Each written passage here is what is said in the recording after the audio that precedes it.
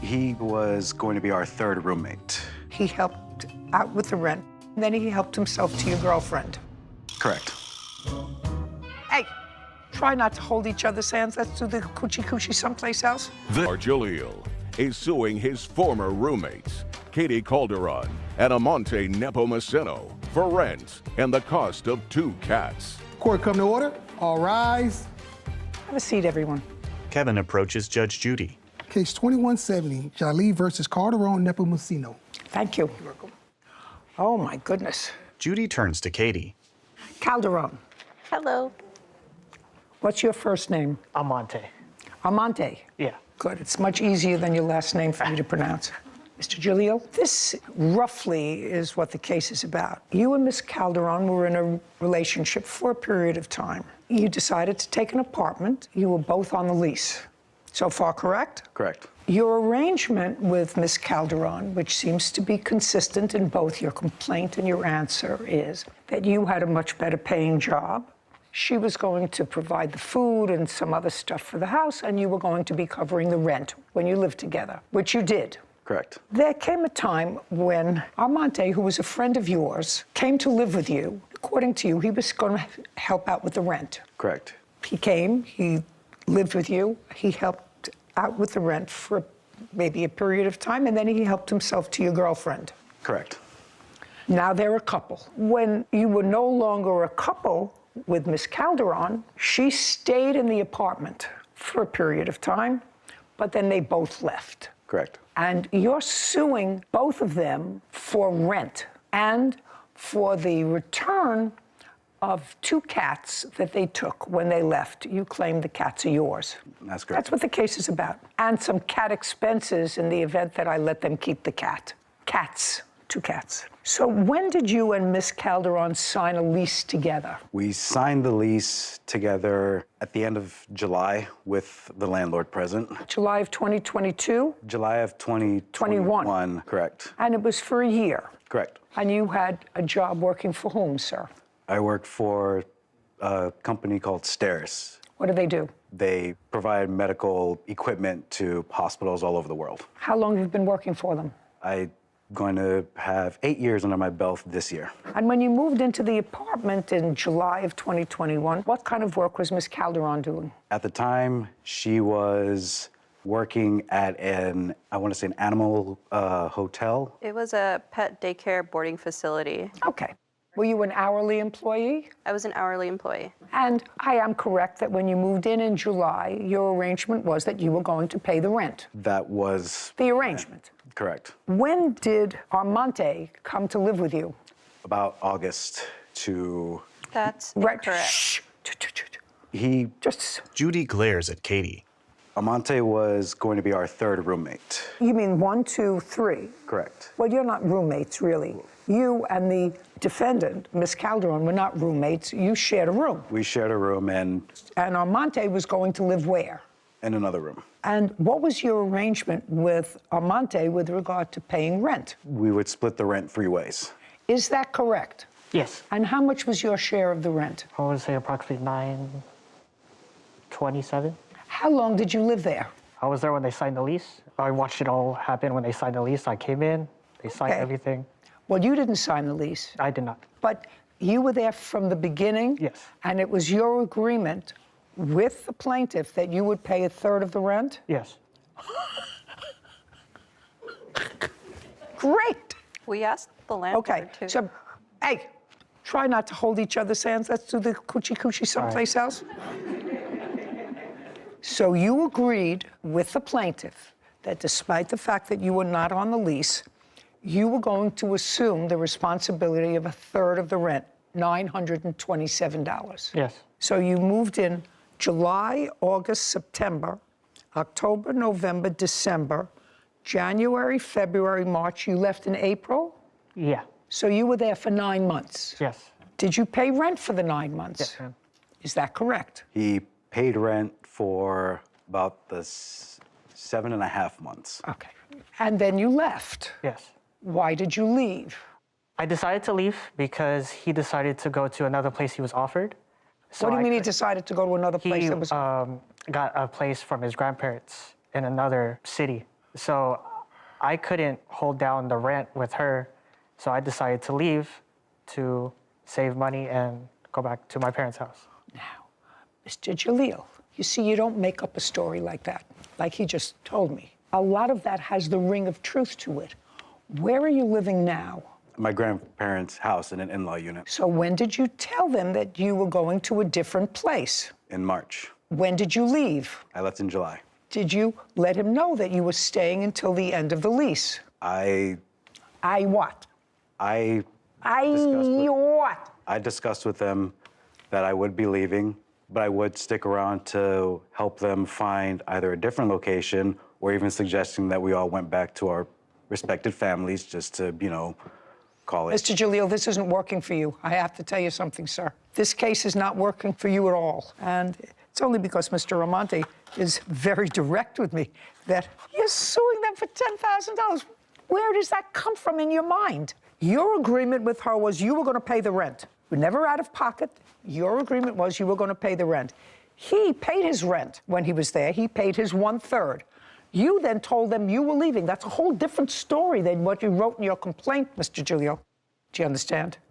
Correct. It's a whole different story. So, at best, Armante would owe you for 3 months' rent if they just left. But you told them that you were leaving. Now, when did you find out that they were a couple? I found out at the end of April. Were you all living together? Yes. So you just had 2 months left to the lease. So he was paying you, he paid you in March, you had May, June, you signed the lease in July, so it was over at the end of June, June 30th. It would have been over at the end of July, Your Honor. Well, she doesn't owe you any money for rent. At most, he owes you 2 months' rent. Tell me why you left. My job doesn't pay that well, so I decided to go back to my parents' house. When you took this apartment, this expensive apartment that was almost $3,000 a month rent, had you had a discussion with Armante about moving in with you before? Yes. Okay. Mr. Jalil, I'm reading your complaint because something wasn't registering right with me. You say you moved into the apartment together in August of 2021.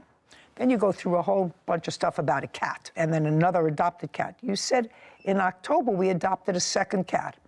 Around this same time, a third roommate moved in to shoulder some of the rent. Well, that's not true. He moved in right at the beginning. And that was... That was what? That was... A mistake. That was a mistake.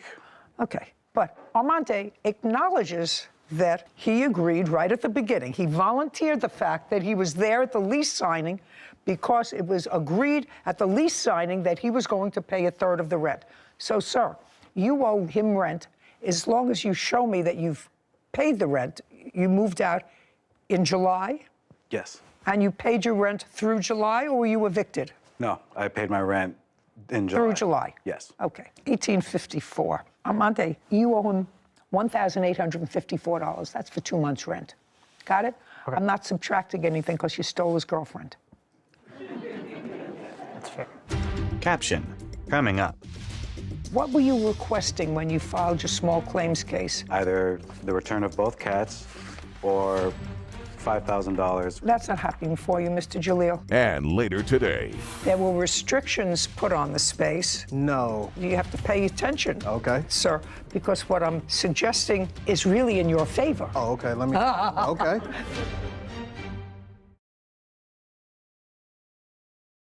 A courthouse. The Judy Justice logo appears.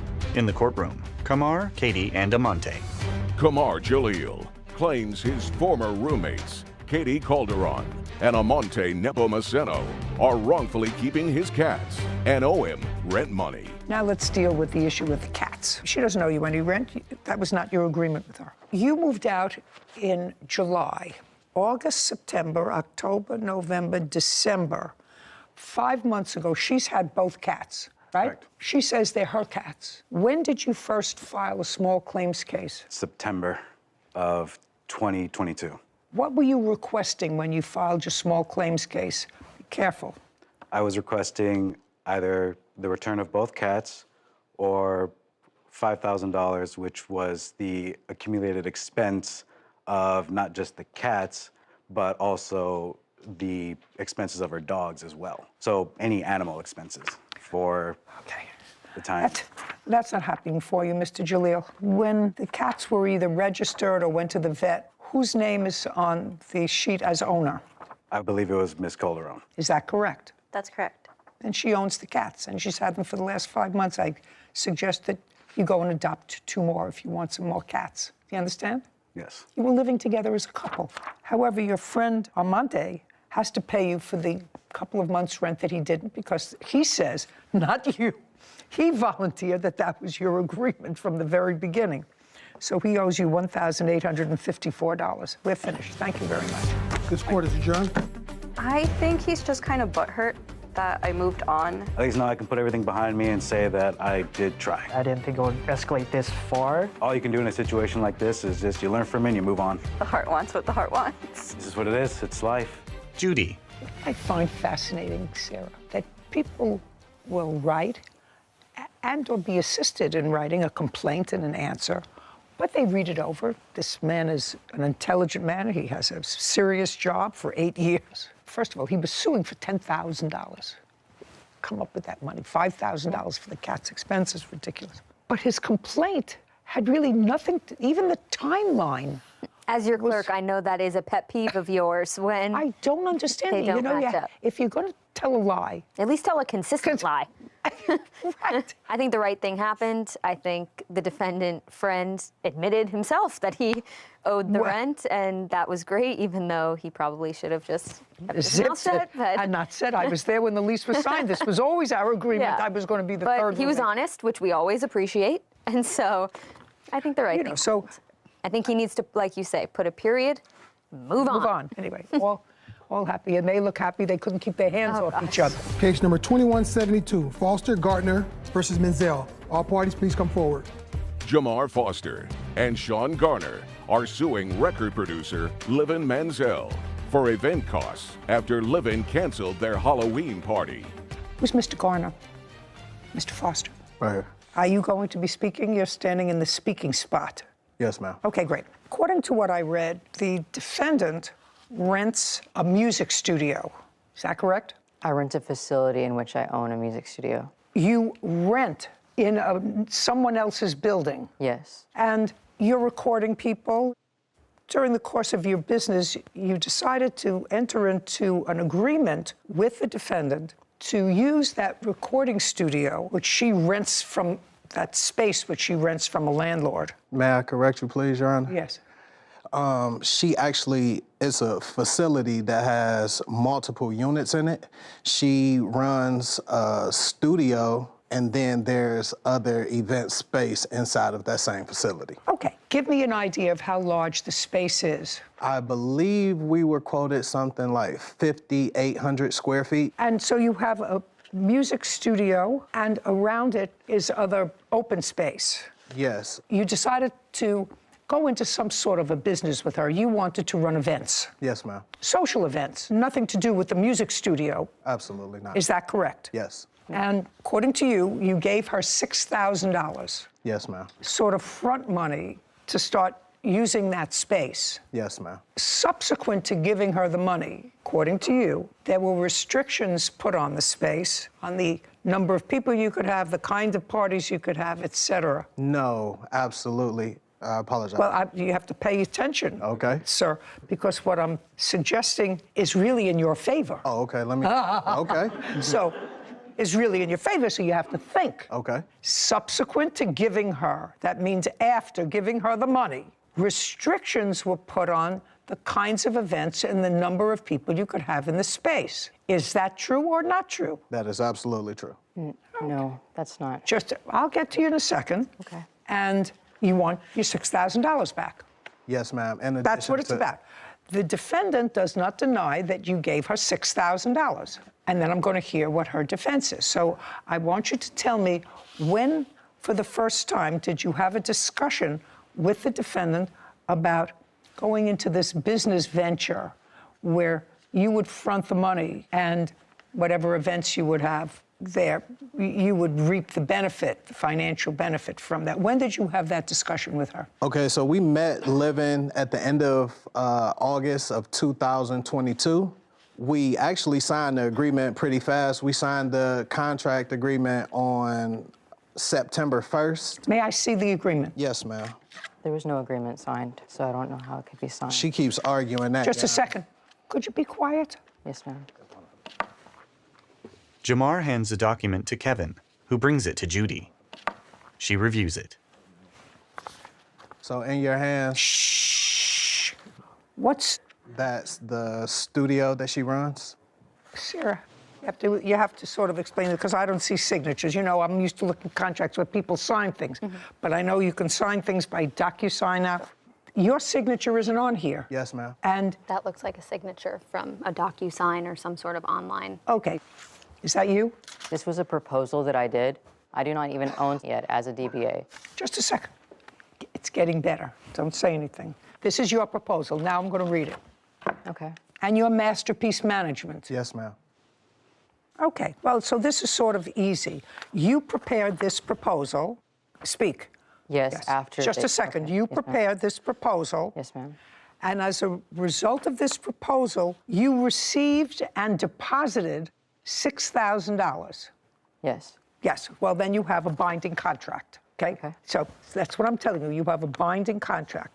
And there is nothing in this contract that limits the kinds of events or the number of people or anything else with regard to this space. All it says is business activities, event planning, and event rentals. Nothing else. And this is your proposal, so the terms of it are construed if there's any material question, since you prepared the agreement, which became a contract once you accepted their $6,000. I view the terms of the agreement most harshly against you because you prepared the document. And it says, this agreement cannot be amended without the written consent of all parties. Yes. Yes, so sign the agreement, you got the money, and then at some point, according to them and according to you, you made certain limitations on the kinds of events, the numbers of people, et cetera. That is. Now that happened according to you because you do not own that space, you rent that space, and there was a problem with the first party that they threw. Correct. Come on, we're not talking about Gone with the Wind here. We're not talking about a 6-volume masterpiece. We're talking about a yes or a no. Caption, coming up. Based upon this proposal, they gave you $6,000, which you deposited into your bank account. That means a contract was created. That's the agreement. I'm telling you, that's the law.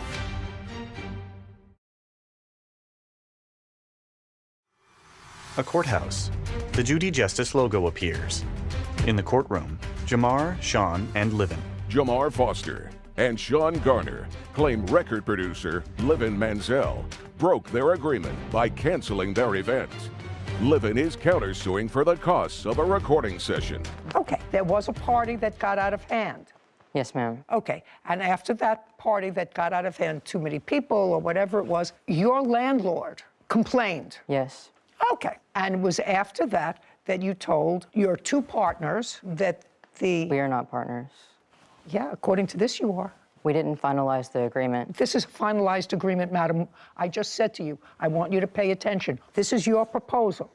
Based upon this proposal, they gave you $6,000, which you deposited into your bank account. That means a contract was created. That's the agreement.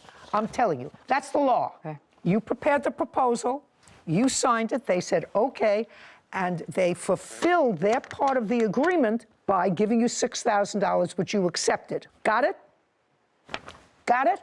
And you can't, according to the agreement that you prepared, modify this agreement any other way than a written contract signed by both parties. You can't change the rules. Did you know that this was rented space? We didn't have all of the details about the place. Well, see, next time you should know what you're dealing with, whether she's the owner or whether she's not the owner, whether she's a renter, whether she has the ability to rent out to sublease for events. I mean, all of these things, before you give somebody $6,000, you should know that. Okay. And you had one event at the space? No, we actually didn't get an opportunity to throw any events at the space at all. The event that you were speaking of, she had partnered with another group of promoters and individuals to throw that party. So you didn't have anything to do with that? What was it, a Halloween party or something? It was a Halloween party, but that wasn't with you. No, that wasn't. Is that correct? He was a part of the event. Is that correct that No. it was with other people? Yes, it was correct. It was with other people. They were just associated with the event. They worked at the event. And I don't so- care whether they worked at the event. You received money from other people for an event. Yes, ma'am. Well, Yes, sir. Yes, sir. let's be clear. And after that event, you imposed additional restrictions on the use of the space. No, Your Just Honor. hold on a second. They knew about the event. Hold on. They Can't tell me what they knew. This is your contract. They called a fire marshal. My landlord contacted me that the neighbors were complaining. People were parking on their lawns 90 minutes into the party, but it was not their party. Somebody else paid you for it. The next party they wanted to throw involved minors, and I told them absolutely not. Yes, ma'am. I just made it clear what types of events would be approved. Well, you can't do that. I'm just telling you, you can't do that. Ma'am, I'm not allowed to throw events that have out drugs for children. You have to understand something. You can do whatever you want as long as you put it in a contract. You prepared the contract. This contract is silent as to any restrictions on the space for events. So you have to give them their $6,000 back because they didn't have an event. They got nothing of value for their $6,000. Correction. They were managing an artist whenever I met them that they were responsible for paying. So I'm countersuing them for $1,050. Just a second. Okay. $6,000 they get back. Okay. Easy? That's a contract case. Now, you have a counterclaim, and your counterclaim is for $1,000 because you say they owe you that for a rental that they did for an artist that they manage. I provided my services as a recording artist and a music producer for their artists. I provided them with 2 exclusive beats. Well, show me the contract with them. I have. Just show me the contract with them. There was no contract. Judgment for the plaintiff in the amount of $6,000.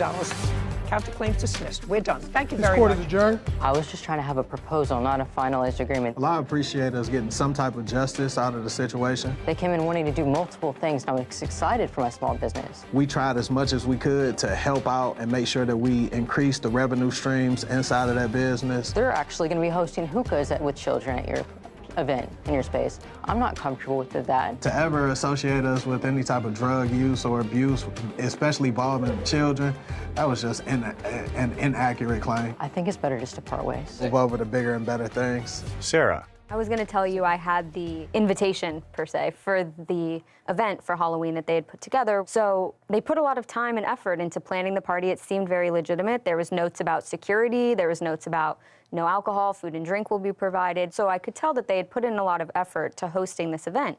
And although it wasn't a malicious breach on the defendant's part, I understand she hosted a party that had nothing to do with the plaintiffs, that she got into a little bit of hot water. So to be cautious, she was letting them know, hey, I can't host these types of events with a lot of people. It makes the street too crowded, whatever the reason. However, I disagree with you because I would have given them the full $10,000 that they were asking because although not a malicious breach, and I understand her concern after having the incident with the previous party, but that's not their fault. You believe that the difference between the cost of one venue to another should be ascribed to them. It's interesting, but the $6,000 was to cover a lot of events. This is one event, so... I see your point now that you put it that way. Maybe. I just think if you were going to make them whole, they should receive their expectant damages as well, or whatever they relied on based on the contract. I accept your Point of opinion view. Sure. and perspective. Title, Judy Justice. Want justice? Go to judyjustice.tv. He says that you and his brother were never married, who is now deceased, with you as the beneficiary. That's correct. And he said we're not legally married. All lies. It's going to make a lot of sense in the end. It already makes a lot of sense to me. This is Judy Simpson is suing her ex-boyfriend's brother, Cleefers McCowan Jr., for personal property and filing a false police report. Court come to order. All rise. Have a seat, please. Kevin approaches the bench. Case 2143, Simpsons versus McCowan Jr. Thank you. You're welcome. Miss Simpson, you lived with Mr. McGowan for, looks like 7 years is what you said.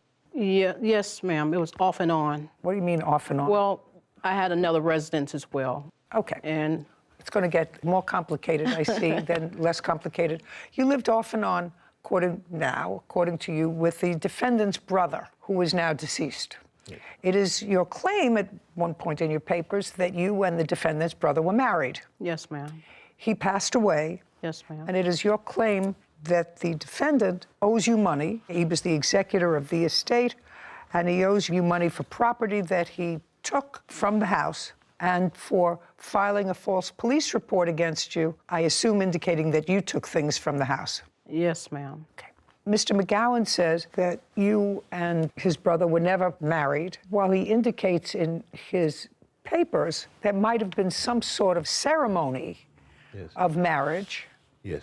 That his brother somehow must have told him that he never filed the marriage license, so the marriage was never valid. That's correct.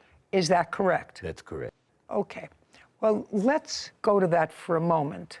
Yes. It's sort of curious and takes me back to law school days. And believe me, that really tests my memory. Were you at the ceremony where your brother married the plaintiff? No, ma'am, I was not. When did your brother tell you that there was a marriage ceremony? I probably heard it just throughout life. You mean throughout life for how long? From the time that he had any dealings with her. So about 7 years ago? Yes, ma'am. So you asked your brother whether he was married? Yes. How long ago was this? I would say 4 years ago. Okay, so 4 years ago, you say to your brother, I understand that you, what's your first name? Mona. Mona got married. Well, so he gave me an insurance document, and I was like, wow, what's going on? What about all this? He gave you an insurance document that said what? From the VA indicating that I was going to be the person that gets the money upon if he demise. If he died, right? And you had a VA insurance policy. Yes, ma'am. With you as the beneficiary. Yes, ma'am. Okay, and so he showed you the insurance policy. Well, he sent it to me in the mail. Okay, or email or electronic, and so I said, "Wow, what's going on?" So then I started to ask different questions, and he said, "Well, don't worry about that. We're not legally married." No, you have to tell me. I said to him. I said to him, so. Doesn't your wife Isn't she the beneficiary? I don't want to be involved in all this. Right. And he said, I am not married. We went through a ceremony, and you have 10 days to file the marriage license. The marriage license in Las Vegas. Okay.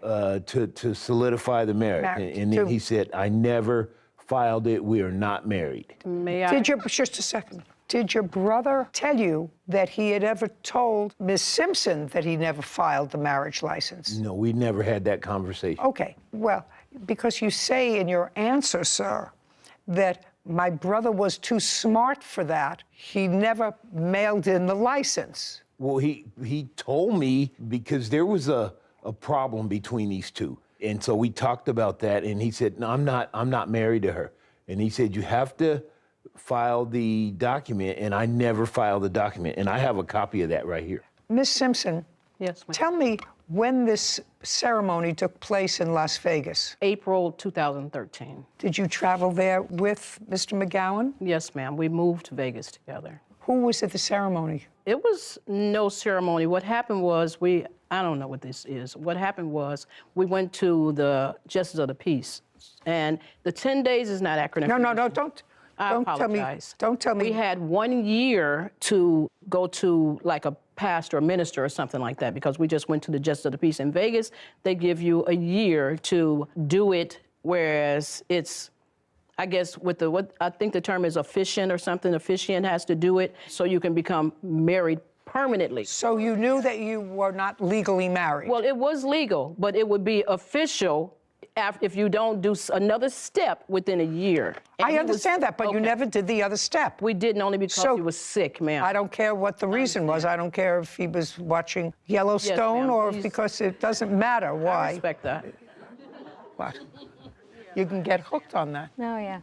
I understand. So no, I don't care what the reason is. You knew that your marriage, because it wasn't confirmed, according to you, within a year that you weren't legally married. Yes, ma'am. And that okay, just a second. That's all I want to know. That makes my life much easier. Because, Mr. McGowan, I want you to listen to me very carefully. Under what you told me, under the events that you told me, you see, you should have kept your mouth shut. No, it's okay. No. It's going to be okay in the end. It's going to make a lot of sense in the end. No, I understand that it's going to make a lot of sense to me. We're going to follow the money. But I just want to tell you and the people who are watching this that when I thought about your answer, that you said your brother was too smart and didn't file the necessary document within 10 days. My view of that scenario was that she could still consider herself his wife, because if he fraudulently, in an attempt to deceive her, didn't mail the marriage license in, she would be the beneficiary. I'm just letting you know that. You understand what I just said? Yes, ma'am. Because he committed a fraud on her. He would have committed a fraud, your brother, on her into leading her to believe that they were a married couple and they had the responsibilities and the benefits of a married couple. But she says she volunteered that she knew they weren't married. Yeah. So I don't even have to address that. And it's okay. Just a second. I know where I'm coming from. Okay. So Mr. McGowan, the person that you were involved in for a period of years, on and off, you had your own place, but he was ill for a certain period of time. Was your brother ill? No, ma'am. No. Just a second. Key says no. You say he was ill for a great portion of that time. Met him. Shh. Just a second. For a great portion of that time, and that you were his caregiver. Yes, ma'am. And you were paid as his caregiver by the government. The VA, yes, ma'am. By the VA, to be his caregiver. Yes, ma'am. Well, that would be inconsistent with being his wife, to be his caregiver. Because if you're a wife, you don't get benefits from the VA. If you are a non-relative and caring for somebody who requires assistance, you may get assistance. And how much was the VA? Just answer my question. Yes, ma'am. This is not my first rodeo. Okay, I understand. How much was the VA paying you a month to take care of, what was your brother's first name? Marcus. How much were you being paid to take care of Marcus? Because you say that one check you didn't get because of him. It's part of your lawsuit, so you know exactly how much you were paid. Ma'am. How much? $2,057.55. A month. Yes, and when ma'am. did you start collecting that? 2014. Woo! Caption coming up. You are a legal stranger, so you must have filled out forms to say that you were married. No, I was considered a family member. I was no longer considered the wife, but I was considered... Well, you're not no longer. You were never his wife. A courthouse. The Judy Justice logo appears. In the courtroom, Ramona and Clayfors. Ramona Simpson claims her ex-boyfriend's brother, Clayfors McCowan Jr., threw out her personal belongings. Clayfors is countersuing for damage and stolen property. Okay, so there was a reason why you didn't continue to solemnize the marriage ceremony that you went through in 2013, because you started to collect $2,000 a month from the VA in 2014 that you couldn't have collected were you his wife. That's a yes. No, it isn't, ma'am. Oh. Receiving the benefits from the VA, you have to be a family member. You have to be related to that person in order to get this stipend pay. It wasn't a regular VA payment, and it's for relatives. You have to be a relative for that veteran. What are you getting? Oh, Yes, it's true.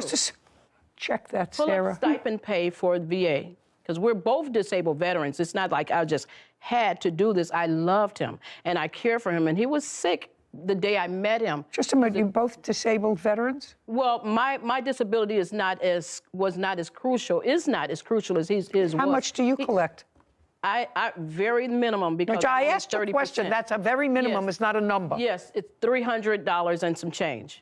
But the thing is, Your Honor, may I speak, please? He was sick from the day that I met him, and I was taking care of him prior for that. This was his idea, because he was familiar with the veterans and the system. This was his idea that we can receive funds, and it stayed right in the household. We were living together. It was stayed in the household, and that's okay with I them. thought you told me a moment ago that you had your own place. No, not then, ma'am. Not then, when we moved back from Vegas, because we stayed in Vegas for approximately 3 years. When we moved back from Vegas, he had purchase of home and everything, and it was supposed to be okay. We were going to be together.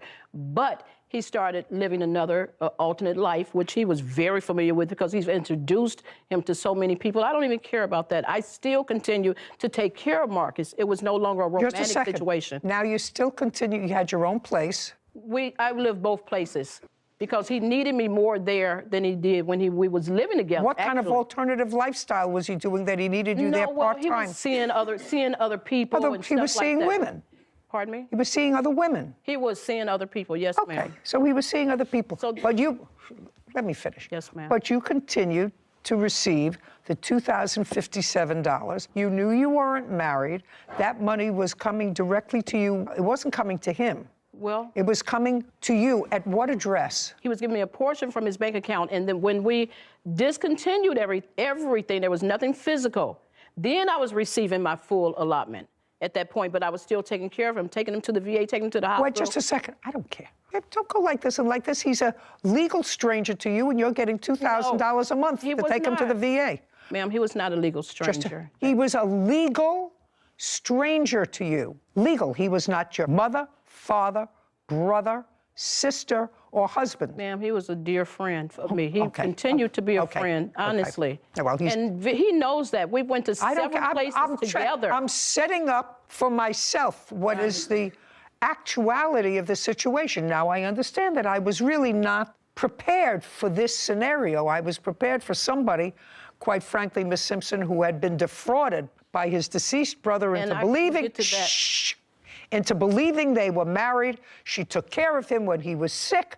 And all of a sudden, now that he's deceased, his brother comes in, kicks her out of the house, and takes all of his property. That's the scenario. But now I understand that that is not the case, that you knew you weren't married, that for 8 years you collected $2,000 a month for taking him to the doctor's offices, to the vet, to taking care of him in the house, but you understood that he was seeing other people, that you didn't have an exclusive relationship.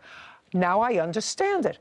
And you did receive a certain benefit from that, because when you moved back from Vegas, you went to your own place because he was having an alternative life that had nothing to do with you. At that point, was the money going to his bank account or yours? It was going to his bank account, ma'am. Okay. Well, you say that he notified the government. Part of your lawsuit is for 1 month's check that you say, or 2 months that you didn't get. And you say you didn't get it because he notified the VA or somebody notified the VA. I don't care who notified the VA. What I want to know is, with those checks immediately preceding Mr. McGowan's death, going into his bank account or yours that he had? His. It was going into Marcus's bank account. Okay, and he was giving you money from that bank account? Prior to his death, yes, ma'am. Right up to the time he got sick and died? Yeah. Okay, yes, and how much would he give you? He would have given me $2,057. $2,000. All right. No, okay, you mean total? No, I'm sorry. No, I get it. It was not what I thought, but I get it. Ma'am, may I please say money owed something? for the return of property.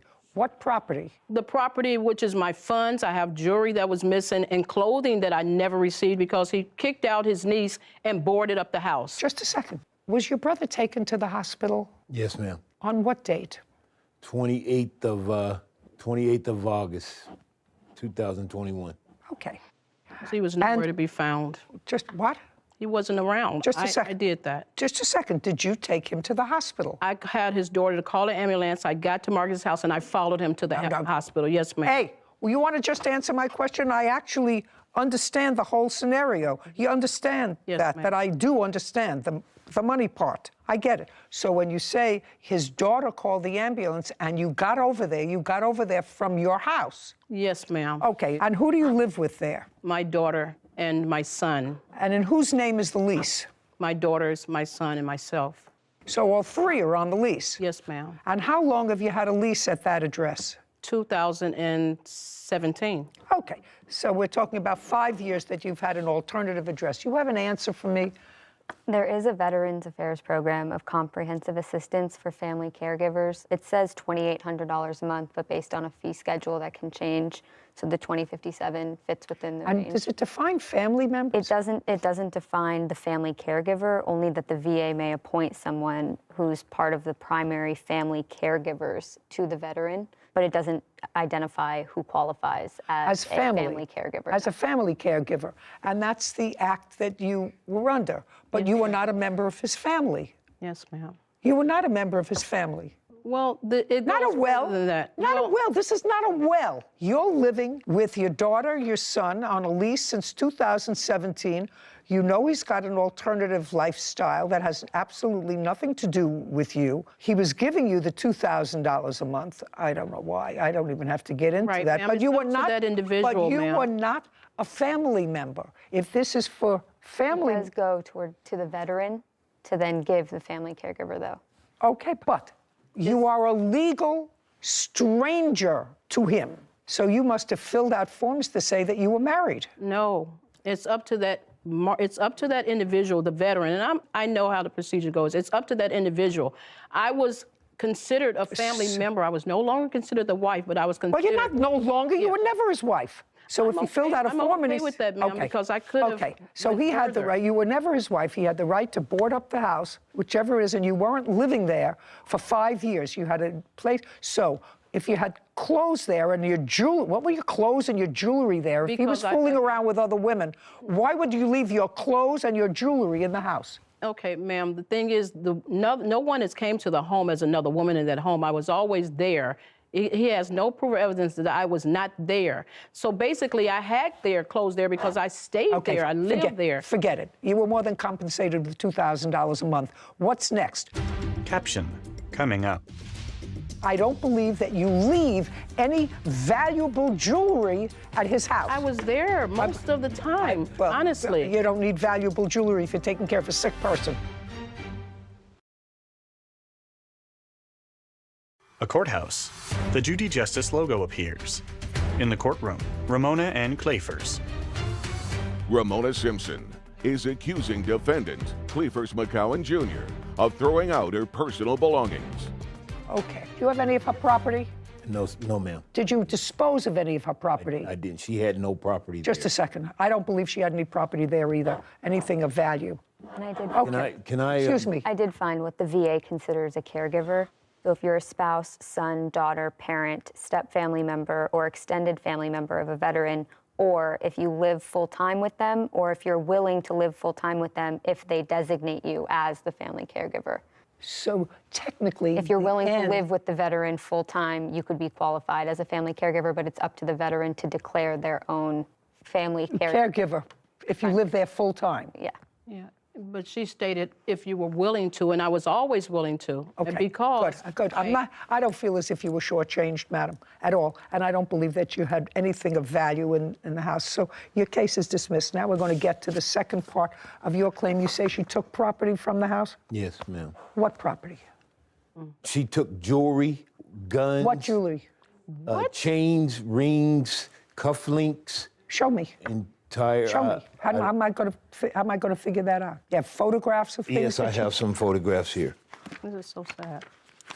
So sad you have to put a period and end it. You had a good thing going for 9 years. Ma'am, the money was paid in the arrears, first of all. So me not getting paid for, and this is really not a big issue to me, what he's saying, because they're all lies, and I'll tell you the truth. Just say, I'm not saying anything, madam. All I'm saying is you have no case, because I don't believe that somebody who lived in a lifestyle, Ma'am, as I'm you've talking about described, Can you talk to my witness, ma'am? as you've described to me, which is you have your own home, where you're on a lease since 2017, where you said to me he had an alternative lifestyle, but I still took him to his VA appointments. I took him, and I was his caregiver, but I lived with my daughter and my son. I don't believe that you leave any valuable jewelry at his house. I was there most of the time, honestly. You don't need valuable jewelry if you're taking care of a sick person. But Can I what see? I was stating was also friends, ma'am. I've decided your case. I respect that. Clayfors hands a document to Kevin, who brings it to Judy. This is just what had happened to looking for everything that was taken in there. I don't care. Who cares? What are you showing me? You're showing me that the place is a mess, that somebody went through it?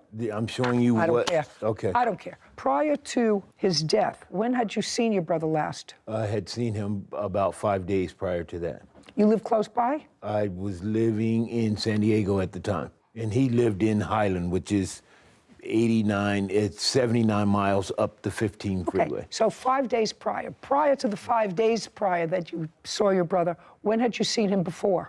We see each other quite frequently. We have family barbecues, this, that, and the other. I'm retired. I go. Okay, would you return these to him? These don't show me any jewelry. Okay. It shows me that the house looked like it was picked through. Okay. Thank you. What else? So quite frequently. That's it. Did you get a VA benefit from your brother for his insurance? From the life insurance Yeah, policy. that's from the VA. Yes, ma'am. And how much did you receive? $2,600. Who paid for his funeral? I did. How much was that? 11 or 1,200. So you took some of the insurance money and paid for it? Yes. Did he have any other valuable asset? He had quite a bit of stuff. It's in probate as we speak. Oh, so case is in probate It's now. in probate right now as we speak. Oh, great. So I don't have to deal with it. Your case is dismissed. We're done. Thank you. This court is adjourned. Ramona. You know what? I have a lot of respect for the judge, but she didn't listen to me. Well, I'm happy that the judge made the decision that she made. He's a habitual liar. Thief. My brother died, and within a half a day went over and burglarized the house. This is something that he can laugh about, and he's going to go and tell the whole world that I'm still a liar. I'm still a this, that, and the other. There is quite a bit of items that belong to me that this person stole. That you can love someone and not be married to them. You can help someone and not be married to them and making love to them. I was genuinely there to help Marcus because I love Marcus. The devil. I don't want the devil, the devil. He barred me from the funeral. I didn't fight it because the respect I have for his family and for Marcus. I could have went there. No. I said, you know what? I won't be there. I hope that she crawls back in the rat hole she came out of and does whatever she does. Judy and Sarah. You know what was interesting in that case, Sarah? When I read the complaint and the answer, I had a whole different vision. Me too. Of what the arrangement was. And based upon what the defendant wrote in his answer, that his brother, with regard to the marriage, to his brother telling him, I'm too smart, I didn't mail in the papers. Read like fraud a little bit. Right. But she was in on it. She knew. She didn't complete the steps. She didn't complete the step for a different reason, Sure. but she knew that they weren't legally married. That they weren't legally Which married. changes the whole game from a legal perspective. Right. Certainly the fact that the case is currently in probate made my life a lot easier. Anyway, it should be a warning signal when you get married out there, folks, and you have a marriage license, because I performed enough weddings to know you have to seal it, sign it, put a stamp on it, and usually put it in the mail within 3 days of the ceremony. So brides and grooms, make sure you put it in the mail together, or watch the officiant put it in the mail. Can never be too sure. Right. Title, Judy Justice. Are you having a family dispute? Go to Judy. You owned your own plane, and he hit a cone and caused substantial damage to the propeller and the engine. A plane hits a traffic cone. Those cones are made of plastic. I don't care. You don't have to be a genius to figure out that the plane flew perfectly fine before you hit the cone. This is Judy Justice. Albert Lee is suing pilot instructor Ed Meyer for damage resulting from Ed moving his plane. Court come to order. All rise. Have a seat, please. Kevin approaches Judge Judy. Case 2145, Lee versus Meyer. Thank you. You're welcome. Mr. Lee, you are an amateur pilot? Yes, I was yes. And you owned your own plane? I bought it to train in, yes. When did you purchase the plane? In, I believe, April of 2021. Did you buy it new or used? I bought it used. What kind of plane is it? It's a Cirrus SR-22, 2010 type Golf. What did you pay for it? I paid $420,000 for it, I believe. Is there a mortgage on the... Yes, there is. How much?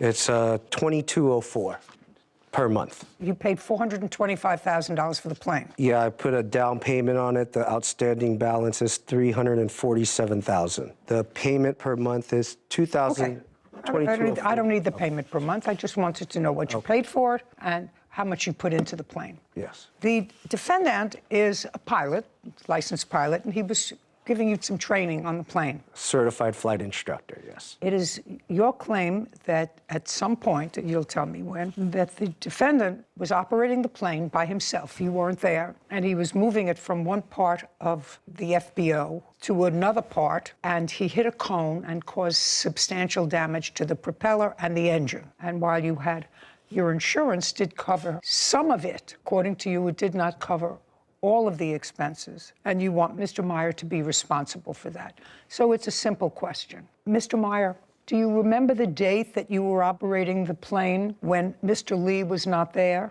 Yes. What date? It was in April sometime.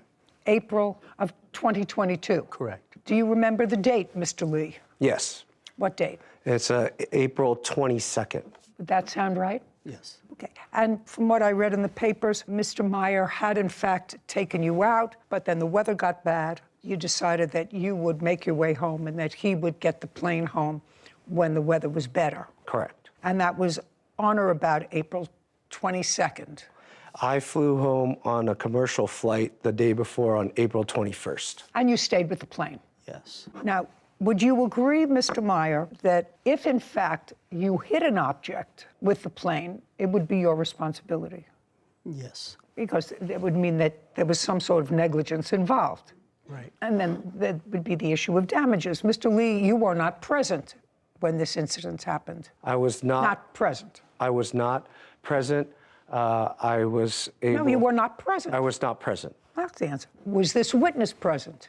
He was not present, but he was the one responsible for procuring the evidence on what happened and how the propeller was damaged. Who does he work for? He has his own flight school, and he also manages my airplane in terms of the maintenance and the upkeep. Okay. Could you step up, please? A man rises. Tell me your last name. Last name is Williams. Mr. Williams, were you charged with gathering the evidence to determine what happened to the plane on the 22nd of April? Yes, I was. And you're paid a monthly fee by the plaintiff to manage his plane? That's correct. Did you retain the defendant as an instructor, or did Mr. Lee? That was both decided by Mr. Lee and Mr. Myers to fly for him. But you He's did an not.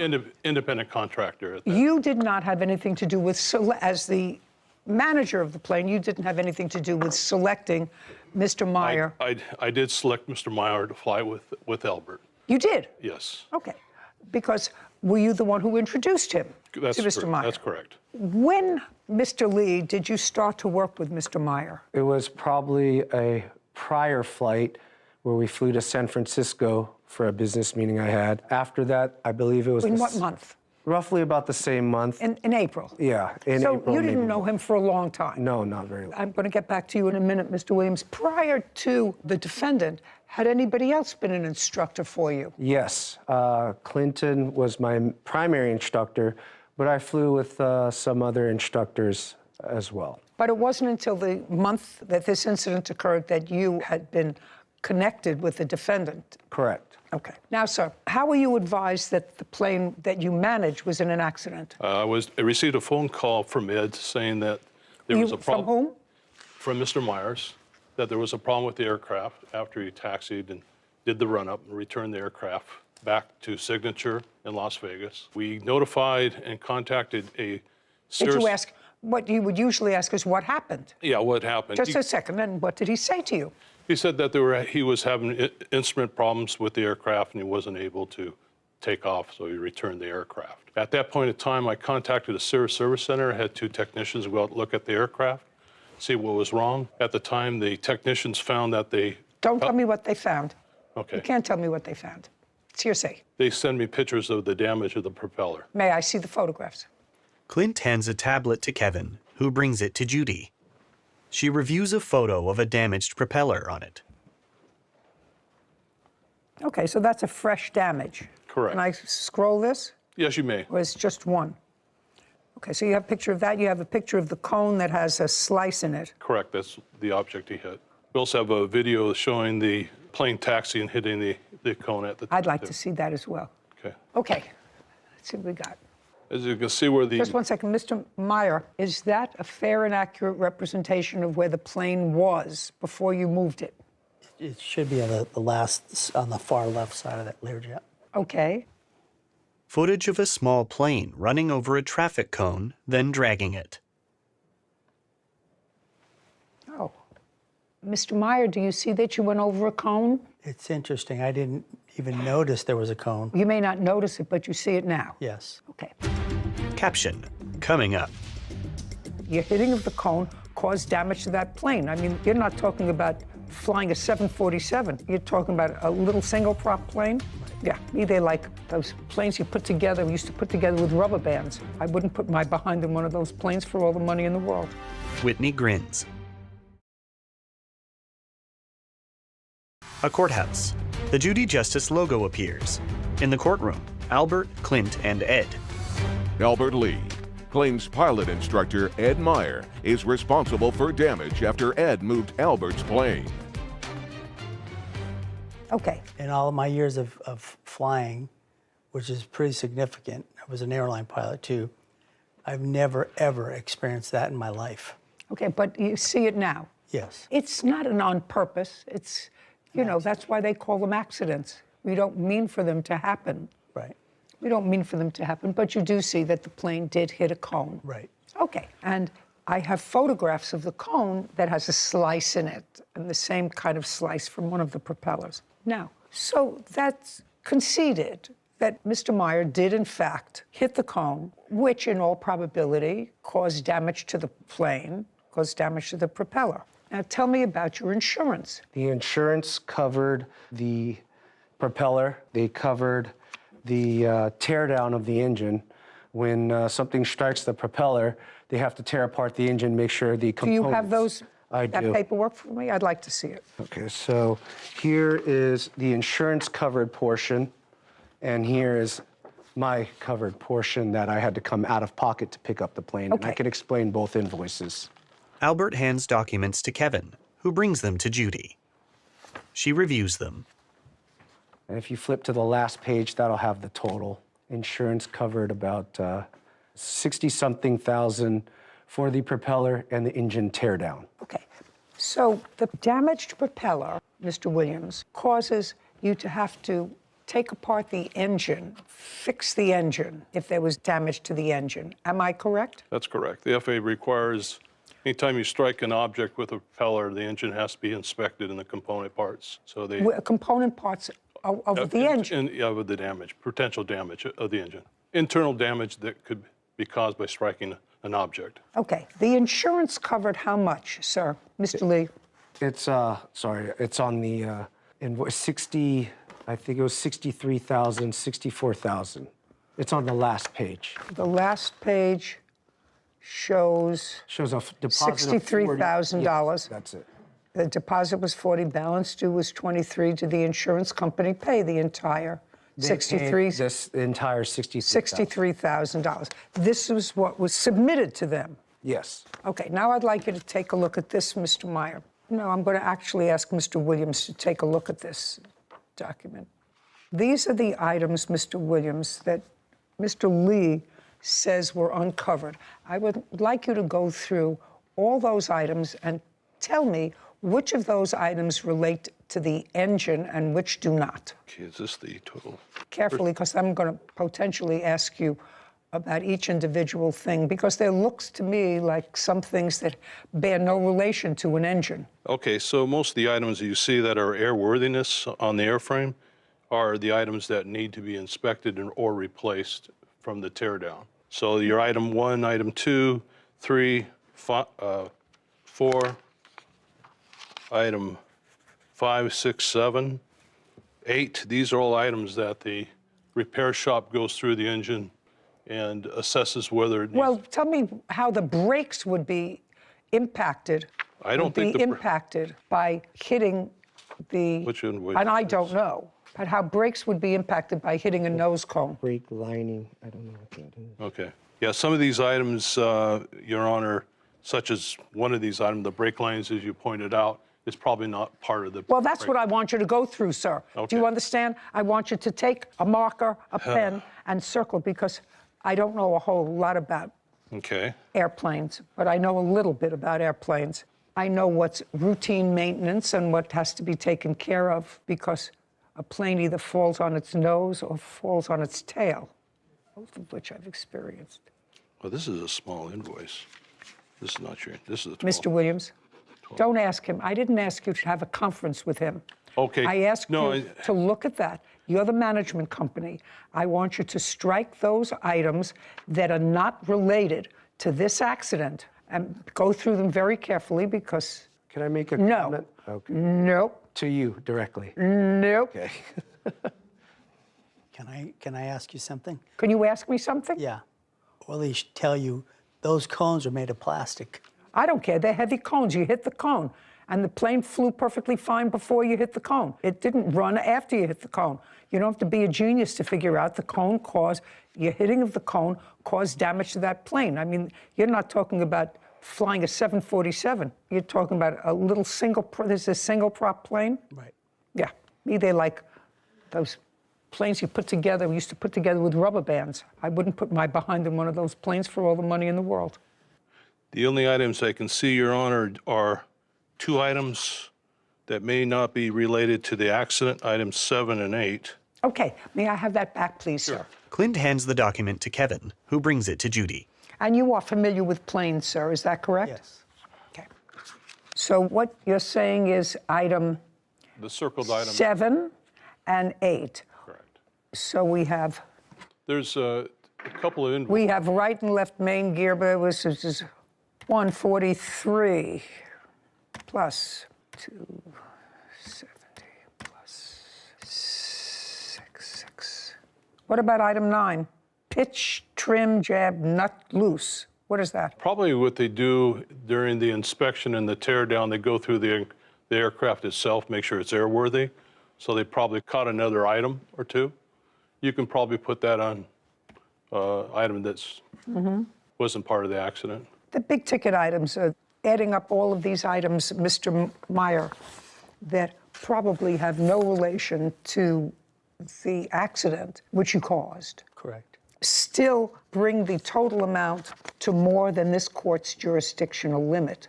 Can you tell me, sir, why your insurance, Mr. Williams, let's go back to you. You manage this plane. Can you tell me why Mr. Lee's insurance didn't cover all the damage to the plane? A lot of the prospective renters or instructors that everybody uses, or we used in this case, carry their own insurance for this type of incident. Their insurance covers basically downtime, loss of operation, or in this case... You mean Mr. Meyer? Yes. Would have his own. Do you have your own insurance? No. No. Caption coming up. Don't you do a check to find out if they have their own insurance before you recommend someone? He had insurance, but it was lapsed. If you have insurance that's lapsed, then you have no insurance. Yeah, that's correct. So you're lucky that he's not suing you.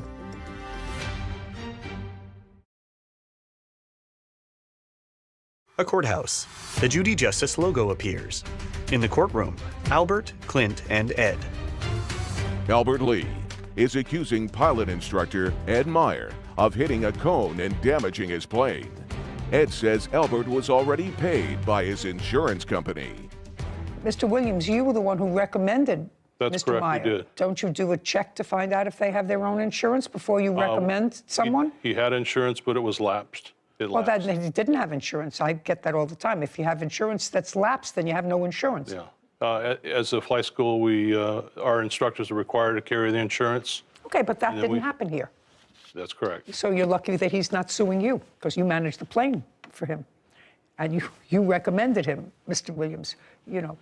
When you have a management company that manages your plane, they're supposed to make certain that if you have a certain kind of plane, that you have pilots certified to fly those kinds of planes.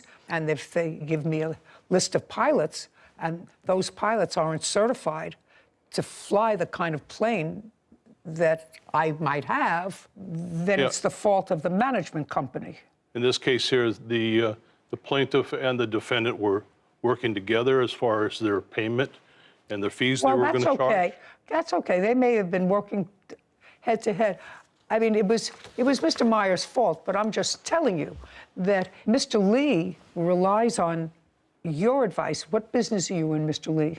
I do commercial real estate. I sell shopping centers and office buildings. Okay, that's not his business. That's why he hires you. And if he hires you, he asks you for recommendations as to where to get the plane repaired, for an instructor. Now, the fact that he may pay him independently, he's relied on you for information, so I suggest, Mr. Williams, that you tighten up your ship a little bit. Mr. Meyer, you're responsible to the plaintiff for the damage that you caused his plane. Why did you let your insurance lapse? It had lapsed. I just didn't even realize the fact that it had lapsed. I just realized the fact that when this came about, that's what happened. Well, when was the last time you paid premiums? Probably about a year before that. Anything else you want to tell me, Mr. Meyer? You owe him $10,000. You caused the damage. You have to fix it. Judgment for the plaintiff. We're finished. Thank you. This court is adjourned. Outside the courtroom, Ed, then Albert, and Clint.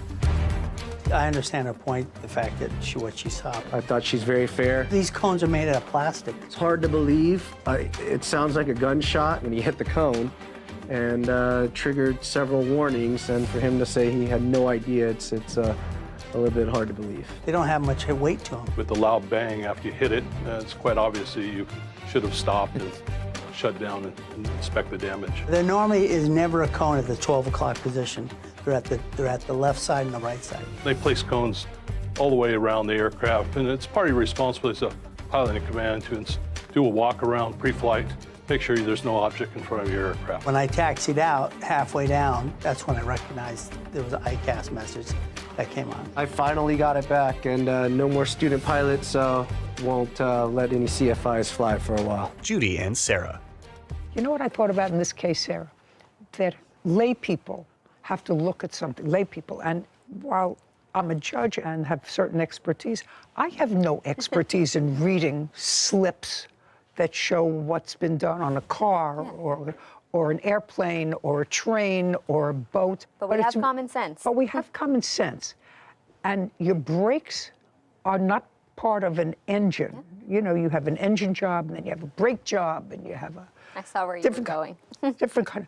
And, you know, if you have an accident that impacts on the right driver's door, if you put in a new wheel casing in the left rear door, well, that has nothing to do with an accident. Probably just an oversight. He did state that those two items were not part of, you know. He did. He did at the end, but it just feels a little uneasy when they try and slip those things in there, that just common sense doesn't ring true, that it comes from the same incident. You know, front, back, you know, the head of a horse, the tail of a horse, it doesn't fit in. And there's really no difference between not having insurance when you're driving a car and not having insurance as a flight instructor. Yeah, that's pretty serious. I would think there would be a more rigorous check on that before you get behind an aircraft, the wheel of an aircraft. Absolutely. You would think that there would be. Yeah. There's a flaw in the system someplace. Okay, I'm glad nobody was hurt. Yeah. Title, Judy Justice. Want justice? Go to judyjustice.tv. You collided with her car on the driver's side. Yes, Your Honor. He had cut through the intersection. He was not in the walkway. I just went like around here and through this crosswalk. In a crosswalk? Yeah, I was in the crosswalk. You know when they're telling a fib? How? When their mouths are moving. This is Judy Justice. Is suing Joseph Simonet for car damage after Joseph's 15-year-old son hit Carrie's vehicle. Court come to order. All rise. Judge Judy enters. Have a seat, please. Kevin approaches. Hello, Judge. Good morning. Case 2138, Cargill versus Simonet. Thank you. You're welcome. Judy turns to Carrie. Miss Cargill, you and the defendant's son had an accident while you were driving your car, and Mr. Simonet's son was driving his electric scooter. It was like a skateboard, a one-wheel skateboard. Judy gestures at a young man who rises. Tell me your name. Jacob Simonet. Describe this vehicle that you were riding on. It's got 2 spaces for your feet. Has one in the back, one in the front. No, try to look at me. I'm trying to see you. Oh. There's one in the go back, like this. One in the front, and then there's a big wheel in the center. And you put your feet on either side, and then it balances, and you ride it kind of like a skateboard. Oh, I actually had a have feeling picture you might of need myself riding on one of those for about 30 seconds. Yeah. We bought it for one of my grandchildren years ago, but it's motorized. Yes. It has a motor. It's electric. And how fast does it go? Tops out at about 17 miles an hour. 17. Yes. That's pretty fast. Are you required to drive that on the street where pedestrians walk or where cars ride? On the sidewalk with the pedestrians. Sidewalk. Yes. Do you drive it on the sidewalk? Yes, I do. Do you ever drive it in the street? I do not. Now you're going to tell me what happened on the date of this incident, which was August 17th. This year, yes. Okay. Yes, I was going south after work, and I was going to, crossing through the intersection. I had the green light. Is there a chart? Yes. Yes. I'd like to see it. Yeah, I was crossing the intersection. You're the blue car. I'm the blue car. And I had the green, it was going, and Jacob had cut through on the red into the green and slammed into the side of my car. He had cut through the intersection. So he was in the street where the cars travel? Yes. Not on the sidewalk? Right. He was not in the walkway. Okay. Jacob, I want you to walk up to that sign and show me where you were when you and the plaintiff collided. I was about right here. You were in a crosswalk? Yeah, I was in the crosswalk coming through and about Okay, right. is that what, Jacob, is that what the police report is going to indicate? That you were in the crosswalk? I don't know. Well, I assume that there is a police report. Is that correct? Police report's going to tell me where the debris was, I assume. The debris is either going to be in a crosswalk or it's going to be in the street. Where do you think it's going to be? Some of it was in the street. Show me the street that you're talking about. About like right No, here. put your finger on it. Don't go around where it's About right here. right there. That would be in the middle, right? Mm-hmm. That would be in the middle of the street where the cars travel, not in the crosswalk. Yeah. Yes, Judy turns to Joseph. it's easy. Sure. How old is he? 15. 15. I've had a whole bunch of those who are 15. You know when they're telling a fib? How? When their mouths are moving. He's a pretty good kid. All of my kids are pretty good kids. But you can always Figure tell. it out, huh? Yeah, you can usually tell. Is this your first only? Both, first and only. First and only. Oh, well, she probably had some experience with that anyway. A little bit. A little bit. Okay, and this happened at what time during the day? I believe it was about 4, a little after 4, 4:30. So it was light out. Yes. You collided with her car on the driver's side. Yes, Your Honor. Okay, on the door of the driver's side. The fender. Fender. Yes. Side fender? Yes, side fender. Okay. Not the front of the car. The front fender of the car. Front fender of the car on the side. I'm talking about it was the side or the front? The side. Side. So you collided with her. Yes. Because cars don't move sideways. Yes. He could have been quite seriously injured. Yes, he could. He hit the side of the car and he flew up onto the hood and then kind of rolled across the hood, hit my windshield, and then fell onto the ground. And when I stopped, he jumped up, appeared at my window, and apologized, and then asked me if I was okay. What did he say? Just said he was sorry. And then he asked me if I was okay. And then I asked him if he was okay. And then he asked me if I was okay. And it went back. So far, is that right? Yes. Okay. And which I was very impressed by, that he was more worried about me than anything else. I moved my car out of the road, onto the side of the road. There was an EMT that was across the street from us, and he came over and assessed him if there was any more damage. He got some road rash and things like that, but he was not seriously hurt, at least that we noticed at the time. Do you have the police report? I do. I'd like to see it, please, Kevin. Carrie hands a document to Kevin, who brings it to Judy. Thank you. You're welcome. She reviews it. One witness said that he was right next to you and that you went past him and that the light was red. His light was red, which is why he was stopped. That's what I'm reading. He did say that his light was red when the kid initially passed in front of him. Did you get a copy of this police report? I've seen it, yes. Explain to me, would you put on this again and leave that one on because that's the version that I believe. Would you walk over there and explain to me what cut the corner was, what you were doing? It talks about cutting the corners. So I want you to understand, I believe that, based upon what I'm reading here, I believe that. Mm-hmm. So now I want you to show me how you cut the corner. So I was coming to this one, and I went through, and instead of going here and just going through the sidewalk, I just went like around here and through this crosswalk. What's cut the corner? Cut the corner here, right there. You mean just that little space is what you're talking about? You cut the corner? Yeah. I went from about... I want you to understand, I believe that you were in the street. I believe you were in the street, not in a crosswalk. So let's run through that again. Would you please show me what cut the corner was? Went through here, I came here, and I cut here. So right there, I cut the corner. Judy gestures for Jacob to return to his table. He is a nice boy, Mr. Simonet. Thank you. Caption, coming up.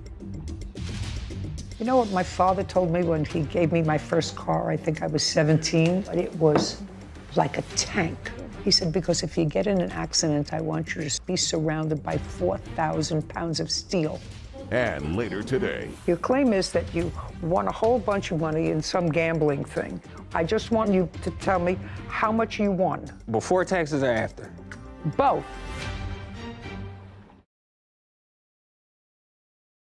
A courthouse. The Judy Justice logo appears. In the courtroom, Carrie, Joseph, and Jacob.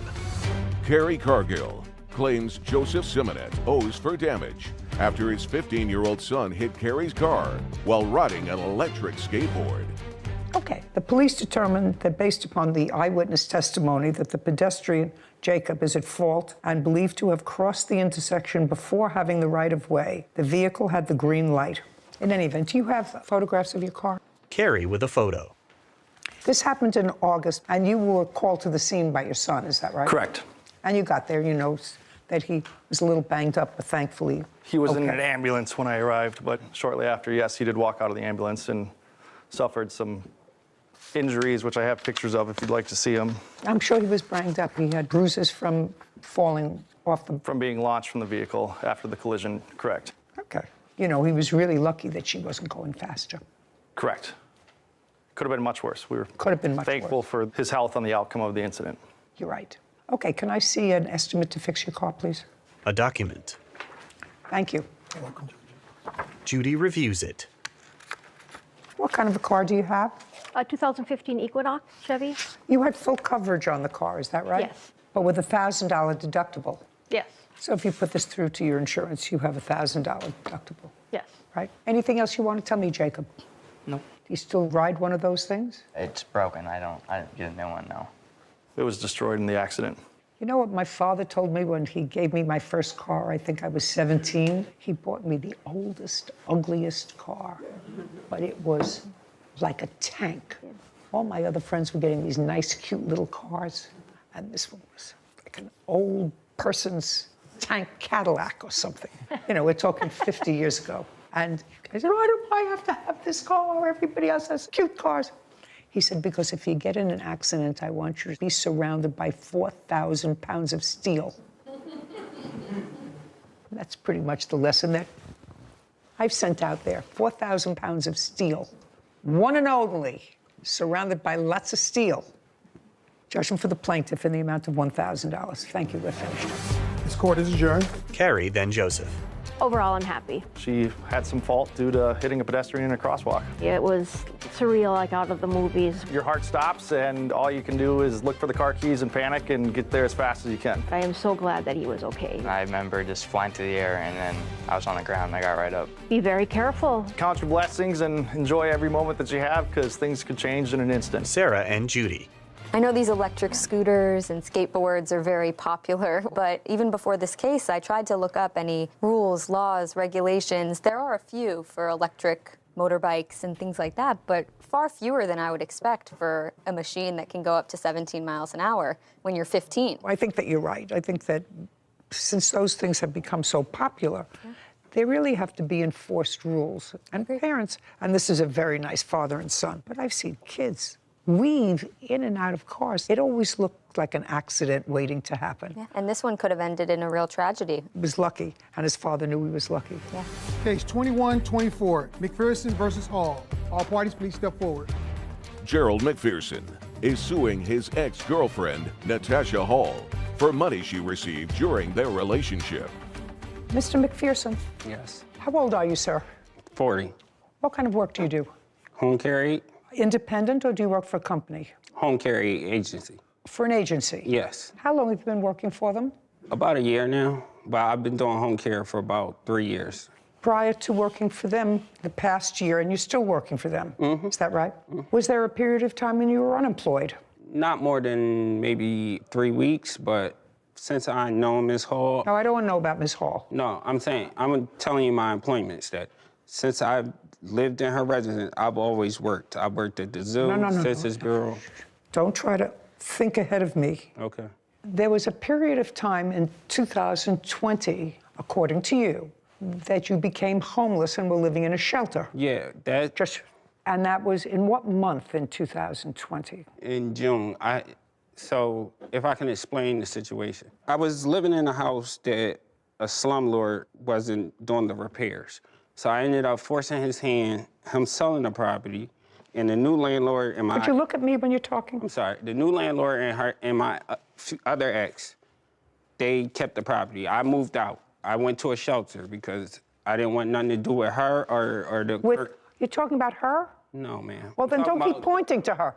I'm asking you... I'm just pointing in general. I'm not pointing at her. You actually pointed I'm sorry. to her. When you were in the shelter, were you employed? Yes, for the Census Bureau, Okay. doing the census. I was actually out in the field knocking on doors. I was an enumerator. So you were not working in home health care, you were a census taker? At that time, yes. And did you have a child living with you? Yes, well, not in the shelter, no. I could not have my daughter in the shelter. How old is your daughter? 10. And where is her mother? She's deceased. Where was your daughter living when you were in the shelter? With my mother. Is she living with you now? She's been with me since June. In a new apartment? Yes, I moved in August 1st. She goes to school from your apartment? Yes. Okay. In 2020, you became acquainted with Miss Hall, and there came a time shortly thereafter, uncross your arms, and there came a point shortly thereafter when you moved into her home. In August, yes. Of 2020.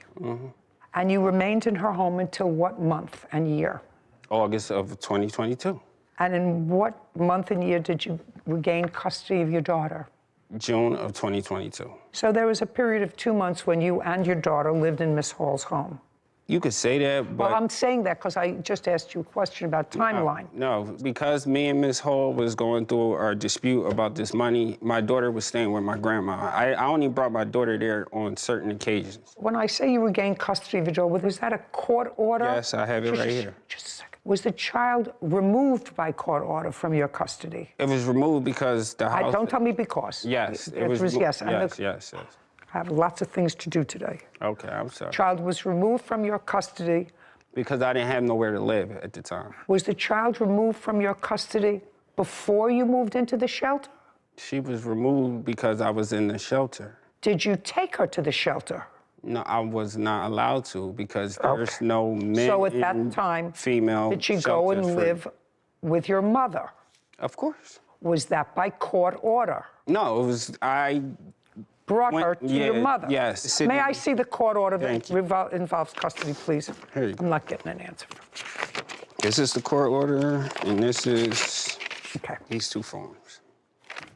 Gerald hands a document to Kevin, who brings it to Judy. She reviews it. Now, that court order is the current. Shh. Okay, so the child was placed with the Commissioner of Social Services in Pennsylvania. And the child was placed in kinship foster care, which is a program that I am very familiar with the child's paternal grandmothers. So in June of this year, the child was returned to your custody. At some point in August of this year is when you and the defendants separated and you left the house. This is your claim. Your claim is that you won a whole bunch of money in some gambling thing. What kind of gambling thing? Caption, coming up. I don't want to go back to the year, Gimel, sir. All I want you to do is tell me how much rent you were paying her.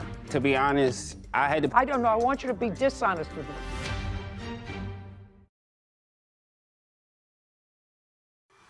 A courthouse. The Judy Justice logo appears. In the courtroom, Gerald and Natasha.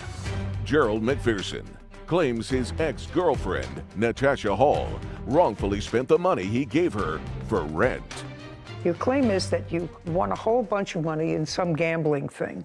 What kind of gambling thing? I want you to look at me when you talk, not at the papers. I was going to... In what kind of gambling thing did you win money? I betted on 25 games. What 25 games? NBA, college, hockey. Okay, and you bet where? on FanDuel. It's an app called FanDuel. Okay, and you won. Yes. I don't 25 understand the whole thing. I don't want to learn the whole thing. I don't care about the whole thing. I just want you to tell me how much you won. Before taxes or after? Both. Okay, $36,742, and after taxes, $26,889. On what date? So I won the bet on the 28th. It came into my account. 28th of what? January. Of what year?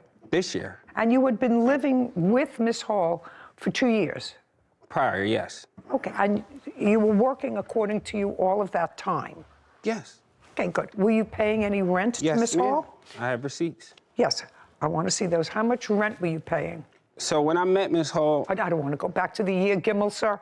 All I want you to do is tell me how much rent you were paying her. To be honest, I had to pay I don't know. I want you to rent. be dishonest with me. Half her rent is like $425, and she had me pay half the gas and half the electric and half the cable. Her rent was $425? No, it's $850. I had to split it. We're paying half and half. Miss Hall? Yes, ma'am. What kind of work do you do? I do customer service. And who else lives in the apartment with you? My children. How old are they? 14 and 13. How large is the apartment? It's a 2-bedroom. And the total rent is $850? Yes, ma'am. There's no subsidy involved? No subsidy at all. Okay. And you have a lease? Yes, ma'am. How much did you charge, if anything, Mr. McPherson as rent? $425. Well, that doesn't quite sound fair, does it? Did she make a figure with you of $425? I paid more than that. I paid $425. That's half of the rent. I paid half of the electric and half of the internet bill. There are 4 people in the house. Yes. Right? Why is he paying for... only Why was he paying for half the rent? Oh, my children don't work, and his child didn't work either. His child wasn't with you? The child came with us in June, but she had visitations on weekends. I don't care if she has visitations. Your children live with you. Yes. They don't have to work. They're your children. They're not his responsibility. Okay, I just want to know where everybody's head is at. There came a point, Miss Hall, when Mr. McPherson gave you $6,000 in cash. No, not in cash. Check. No, both of them was wired. One was directly wired into our Bank of America account. When? Just a second. When? The first transaction was on January 31st. The second transaction... January 31st of? This year. And the second transaction was the next day, February 1st. $12,000 total. Do you acknowledge, Miss Hall, receiving $12,000 in your account from Mr. McPherson, or do I have to look at his records? I do not acknowledge. He gave me $6,000 and $4,500. $6,000 and $4,500, Mr. McPherson. Does that sound right? No, it's not right, and I'm going to show you. Let me see your bank record. All right, hey, and sir. Let us assume that it's $6,000 and $4,500 that he gave you in this year, 2022. Yes. Is that correct? Okay. Let us assume for the moment that you're correct, because you're suing for $6,000. Yes. Right? Yeah, because the first initial $6,000 was 8 months' rent. That I'm not. Let us assume that you are correct, that he gave you $6,000 and $4,500. I'm taking you at face value. In January and February of 2022. Yes, ma'am. What was the money for? That he gave me? Yes. The 2 different amounts of money. Yes. There's a $6,000 and a $4,500. $4,500 was for me to pay my car note off. And hey, just a second. Go ahead. Why would he pay your car note off? He said he wanted to. Oh, no. That's ridiculous. Ms. Hall, let me just check. Can I say something? No. He even wrote that on there for your car note. No, you said in January he won a bet and cashed it out. A few days later, he gave me money via Cash App to catch up on his rent and as a thank you for helping him out. I don't see anything here about gift for a car note in your answer. So he gave me the money for the car note, and as far as the Cash App money, he gave me money lots of times. So, yes. No, I'm talking about the $6,000, madam. Yes. Let us assume he gave you $4,500 to pay off your car note. That's what you said. Correct. What's the $6,000 for? The $6,000 was for us to move. For who to move? Me and him. Show me. The $6,000? Yeah, show me that there's proof. He says he gave you the money according to his complaint to hold for him. Yes. Shh. Just a second. A document. Yeah, February 3rd, he gave you $6,000. This just says he gave it to you. Yes. And? And he told me to hold it so we can move. Well, you didn't move. No, you didn't. Shh. He told you to hold it for him so that you could all move. No. So who could move? So me and him and our children could move. Well, that's what I just said. I apologize. So that we can move. Correct. But you didn't move together. Correct. So you have to give him his money back. That's simple. Just a second. That's simple. If you say he gave you the money so that the two of you could move and that event never took place, but he in fact moved out, you owe him $6,000. But then he agreed. Just a second. That's an easy. Okay. Do I have to deal with anything else? Money for lost wages, rent, utilities? Forget it. He paid all of that with the $4,500 when he paid off your car note. Come on, let's get it together. Lost wages. What are the lost wages for?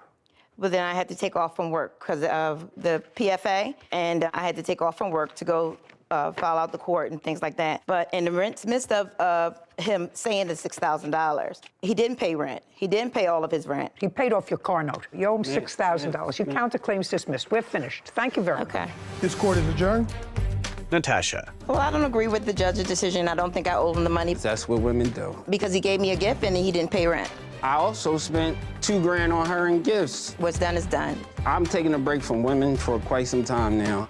Sarah and Judy. So I'm glad that the plaintiff's daughter didn't have to go into the larger foster care system and was able to stay with plaintiff's mother. But I was curious that if this was a temporary slip up and he wasn't going to be permanently without housing, why wouldn't he go with his daughter to his mother's house? I was surprised you didn't ask him that question. You're right.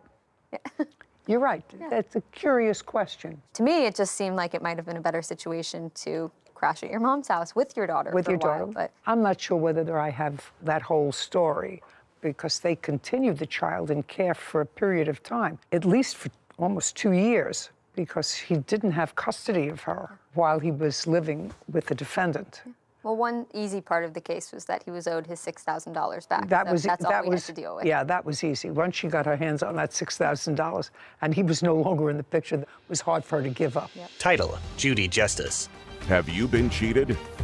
I got kicked in the head by a horse. I'm out of work. They said I have a cognitive deficit. She had horses that were unsound. Her young horses were jumping and running in paddocks with huge boulders. It was unsettling. You understand what I'm saying. This is Eppenbrock. He's suing horse breeder Jessica Austin for the deposit on a horse. Court come to order. All rise. Judge Judy enters. Have a seat, please. Kevin approaches. Hello, Judge. Case 2136, Dippenbrock versus Austin. Thank you. You're welcome. Judy turns to Diane.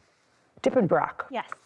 You bought a foal, which is a baby horse, in utero, which means that the horse had not yet had this foal, but you wanted to place an order for it, and Miss Austin is in that business. Correct. You entered into a contract.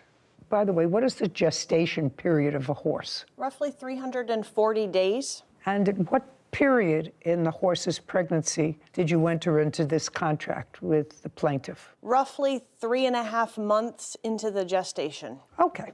Did you have a written contract? Yes, Your Honor. I'd like to take a look at it because this is a contract action. And it is your claim that you made a substantial deposit over $3,000 for the horse, that when the horse was born, it did not meet the specifications of this contract. You wanted your money back. The defendant says that's not true, Correct. that the horse did meet all of the requirements of this contract.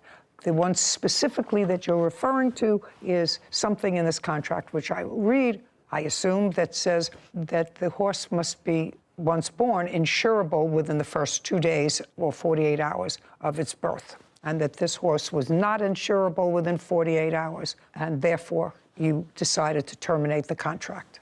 That's your position, correct? Yes, Your Honor. I request. And it's your position that the horse was in fact insurable. You say you can prove that because you did in fact get insurance on the horse within 48 hours of the horse's birth? And so... No, don't. Your position is that you met the conditions of the Yes. contract. Yes. Okay. Judy reviews the contract. Okay. The deposit for 25% of the purchase price, the seller agrees to hold the foal off market exclusively for the buyer until the foal reaches 48 hours old and is deemed insurable. Well, does that mean that foal is taken from the mother and transferred? No. So the foal stays with the mother until it's how old? I choose to wean at 6 months because they seem to be better adjusted if you wait until that period. Okay, and it's not that you can't get insurance, it's that a live, healthy foal is defined as a foal that is deemed insurable at 48 hours old. And if the mare fails to produce a live, healthy foal, then the buyer may request a refund of the deposit or a credit towards another purchase. Okay, so the foal was born when? June 9th, 2022 at roughly 5:30 in the morning. Okay, your case, your proof. Okay, so I had to find out the foal was born through Facebook. Okay, whatever. Never notified me, and then I went to see the foal when it was a day old on Thursday. 1 day old? I mean, well, not even 12 hours old, basically. Okay, so it was not a day old, it was 12 hours old. Correct, I'm sorry, 12 hours old. June 10th, she told me that vet would be out at 9:30 in the morning to do the routine foal exam, and I had requested to be notified of the results. Just tell me about the contract. The foal is born alive and is how old now? She turned 5 months old on the 9th of this month. Have pictures of her? I do. I'd like to see. Jessica grins, then hands photos to Kevin, who brings them to Judy. She reviews photos of a dark-colored baby horse. Oh, she's beautiful. Thank you. Have you seen her? I have. Recently? No. Would you show the plaintiff these photographs? Kevin brings the photos to Diane, who reviews them. Looks perfectly healthy to me. I couldn't get insurance when she was... Just a second. Looks perfectly healthy to me. And I'm not an expert, but you would say that that horse looks pretty healthy. Yes. Okay, great. So now the horse is 12 hours old, and tell me the rest. So at 48 hours old, I submitted the vet report to 8 insurance companies, and they all declined to insure the animal. Just a second. You submitted what report? Let me see the report, and let me see what you received. Okay. Did you furnish her with a report within 48 hours? I furnished her with what the vet gave me. He did the vet exam at 24 hours old, but he had to draw blood and send it to a lab. Okay. And wait for that to let me. This first thing is dated June 12th, 2022. And this laboratory is sending a report to you, and it seems that they put the horse on a course of antibiotics initially for 1 day because something came back high. But it says, I do not believe all foals should automatically get antibiotics. However, I stand by our decision to treat what turned out to be a completely normal and healthy foal. We can pull follow-up labs to be sure, but her behavior since the blood sample backs up the lab results. Her behavior since the blood samples, what does that mean? So for a foal to be considered doing well behaviorally, it needs... What are you a doctor of, first tell me? People. Internal medicine. Okay. For people. Okay. I brought an You're the expert witness veterinarian. Okay. So now I have these test results, which I don't understand, and I'd like to see your reports from the insurance companies. Diane hands a document to Kevin, who brings it to Judy. She reviews it. How long was the foal on antibiotics? She received 2 doses, one the day the vet came out, and then one the following morning before he got the blood test results back. Which, when the blood test results came back, they were normal. They were normal? Yes. And he said, don't give any more antibiotics. She does not need them. And this report that you have from one insurance company, or from actually all of them, say underwriters have declined to provide coverage at this time and will reassess when the foal is off antibiotics. Well, the foal was off antibiotics within 2 days. Mrs. Austin told me she was on antibiotics for 3 days, actually. And Well, either 2 or 3 days, but then the test results came back normal. The insurance companies, each of them will wait a certain amount of days. So that particular one wanted to wait 7 days to reassess after the foal had been off antibiotics. A few of the companies were 30 days, and I think one was 14 days. Well, but that doesn't matter. All you need is one. I was taking a risk with having an animal that's uninsured, and I wasn't ready to. This is problematic for me, because if I put a deposit down on something that I really wanted, and within 2 or 3 days, any question with regard to whether or not the animal was insurable or healthy, if my intention was to honor the contract, I would say, let's see if the results are normal or abnormal. Now, the results came back that the foal was perfectly healthy. So unless you had, in my view, something preconceived that you wanted out of this deal for some reason other than insurability, it's your horse.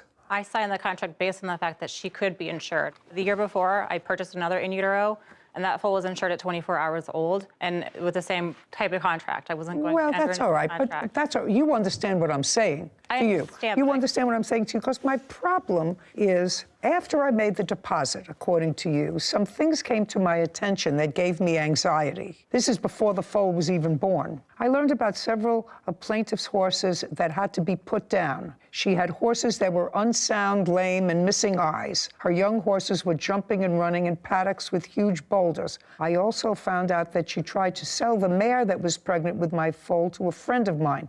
It was unsettling. Correct. Right. So I'm trying to just put this in chronological order for myself to understand whether there was a true breach of this contract. Caption, coming up. You have a counterclaim. Yes, Your Honor. For what? When I originally got the notification from the court, I got kicked in the head by a horse on July 4th, and they had done testing. I'm out of work. They said I have a cognitive deficit. What does that have to do with what you want? Later. So this is a picture of the car before he painted it? No, ma'am, that's after. Oh, it doesn't look bad. From afar. Listen, when you're born in 1964, everything looks better from afar. A courthouse. The Judy Justice logo appears. In the courtroom, Diane and Jessica. Diane Deppenbrock is suing horse breeder Jessica Austin for the deposit on a horse. Jessica is countersuing for breach of contract.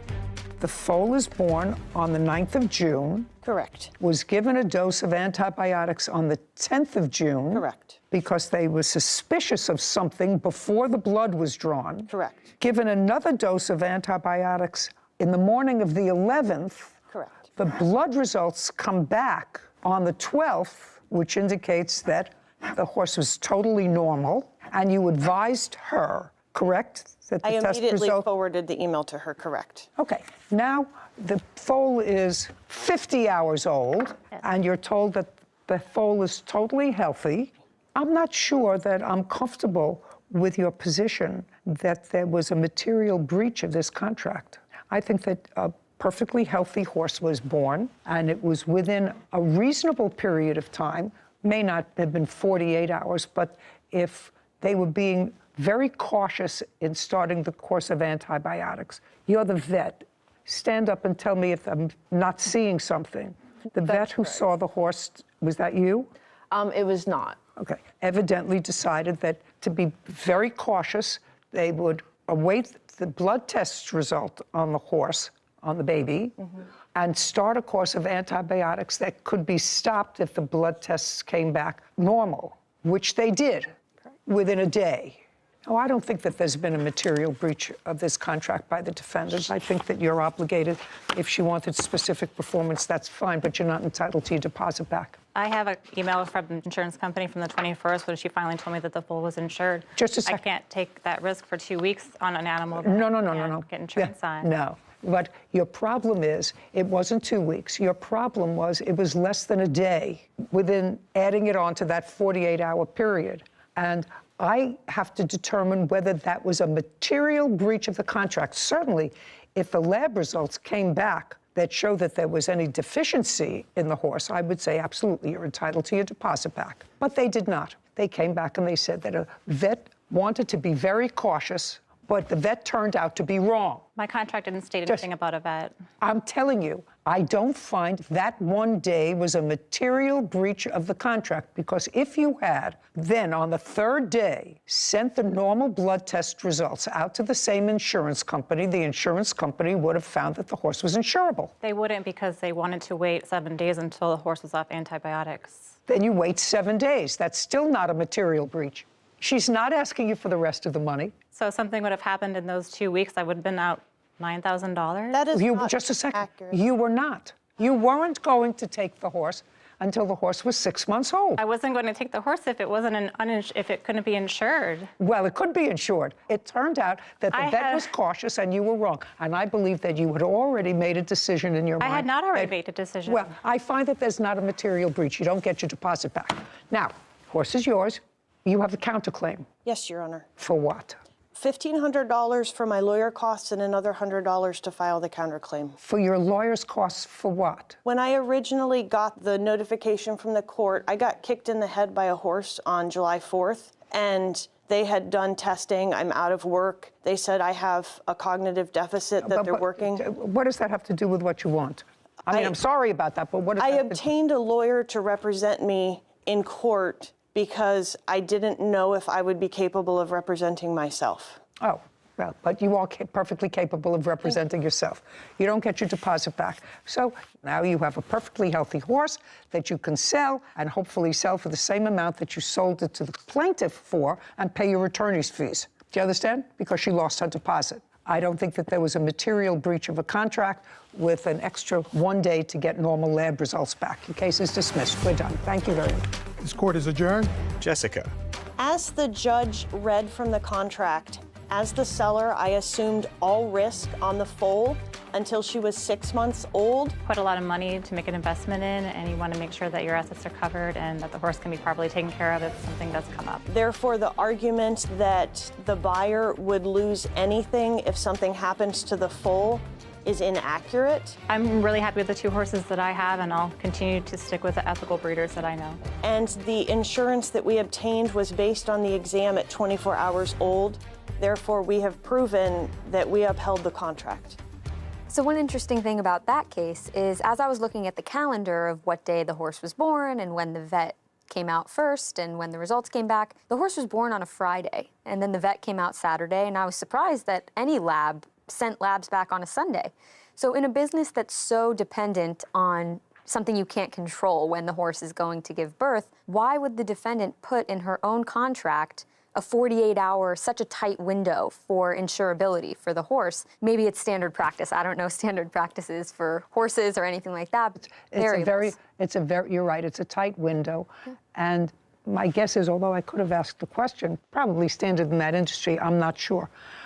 But it's interesting to note that in contract law, unless time is of the essence, there has to be some sort of material breach. And, you know, in this case, if the defendant had not had a vet come out and look at the horse for a week, well, that's a different story. She had a vet come out immediately. The vet was super cautious. Vet turned out to be ultimately, thankfully, mistaken that there was nothing wrong with the horse, got a clean blood test, but the plaintiff had already determined that she had buyer's remorse with regard to this deal. There was another agenda there because the horse looked beautiful as it turned out, 5 months old, and a beautiful animal, and it was perfectly clear within 60 hours. And the defendant seems to love it now and very proud of it, so it's in a good place anyway. Yeah. Case 2134, Wimberly versus Mahara.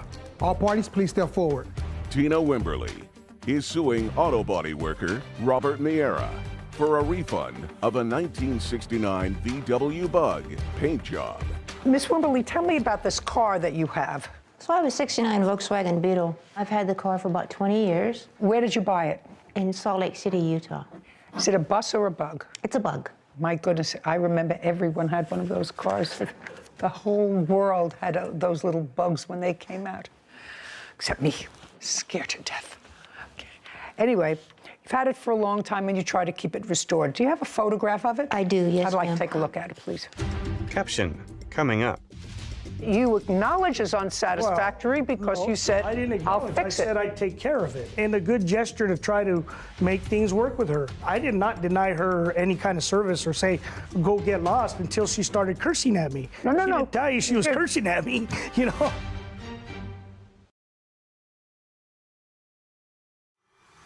A courthouse. The Judy Justice logo appears. In the courtroom, Tina and Robert. Tina Wimberly claims auto body worker Robert Miera owes a refund on a 1969 VW Bug paint job.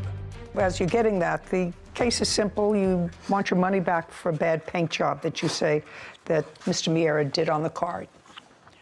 A photo. So this is a picture of the car before he painted it? No, ma'am, that's after. Oh, that's after? Yes. Oh, doesn't look bad. From afar. Listen, when you're born in 1964, everything looks better from afar. Okay, and that's an interesting color. Do you have a photograph of what the car looked like before you took it in to the defendant? No, ma'am. Okay. But I have pictures of after the bubbling that it's doing. Yeah, I'll take a look at it. Tina hands photos to Kevin, who brings them to Judy.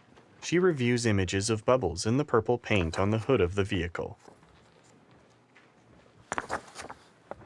Okay. Have you shown these pictures of the bubbling to Mr. Miera? I have, Your Honor. And you've seen them, sir? Yes, ma'am. Okay, so this is the story. You brought your car into Mr. Miera to paint it. He gave you a price. The price was? Originally, it was $3,500. What did you ultimately pay him? $6,500. Okay, so you paid him $6,500 to paint it. When had you brought him the car? In January. Of what year? 2021.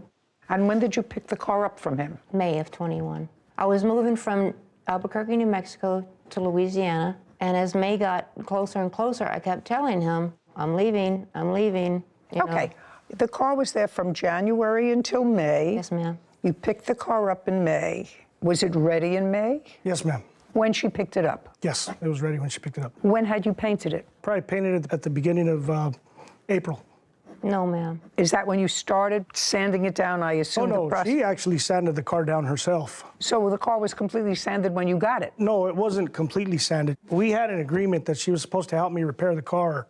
You know, that's why I gave her a price that I did, because she wanted to help and learn how the process went. Okay. So just look up for me. So I gave her 1969 VW Bug. So I gave her the funded under chance classic cars. to Okay. learn the process. But you say it was ready when she picked it up. Yes. Okay. And she showed you the pictures of the bubbling on the car. Yes. And she paid you $6,500. Yes. Well, I would have a trouble with that bubbling myself. Of course, I understand. So? I offered to fix the car. And? She didn't want to bring it back. Well, that's trip far to bring it back. Well, that's all I can do. I can offer to fix it, you know. Well, by offering to fix it, you acknowledge that I would say as a layperson, this is not what I would expect. Well, I said this was not what I would expect if I paid $6,000 of course to paint a car.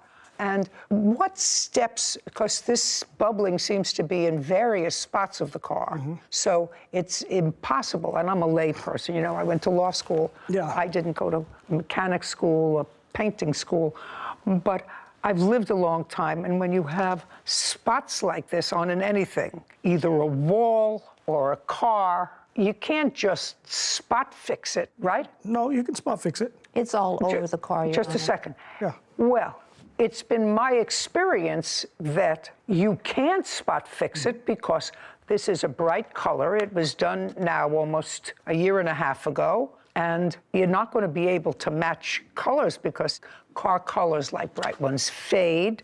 So if you just do it in spots, it'll look like a leopard.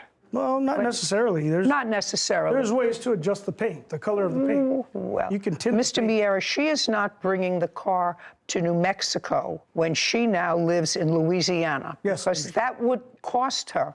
I know I transport cars of mine when I move around, and that's very expensive. Not quite as expensive as the paint job, but close, which would mean she would have to incur a substantial expense to get you back the car from a paint job that clearly was unsatisfactory.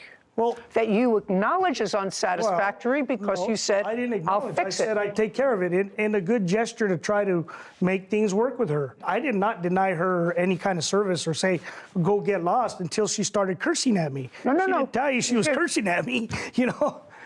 Well, Mr. Miera, if what I say you would have to do would be to start over, sand down the car, which she did herself, according to you, because if she sanded the car... She got a discount for working on her... She worked on her own car, so she got a discount for working on her own car. So she had her hand in it as well. That's terrific.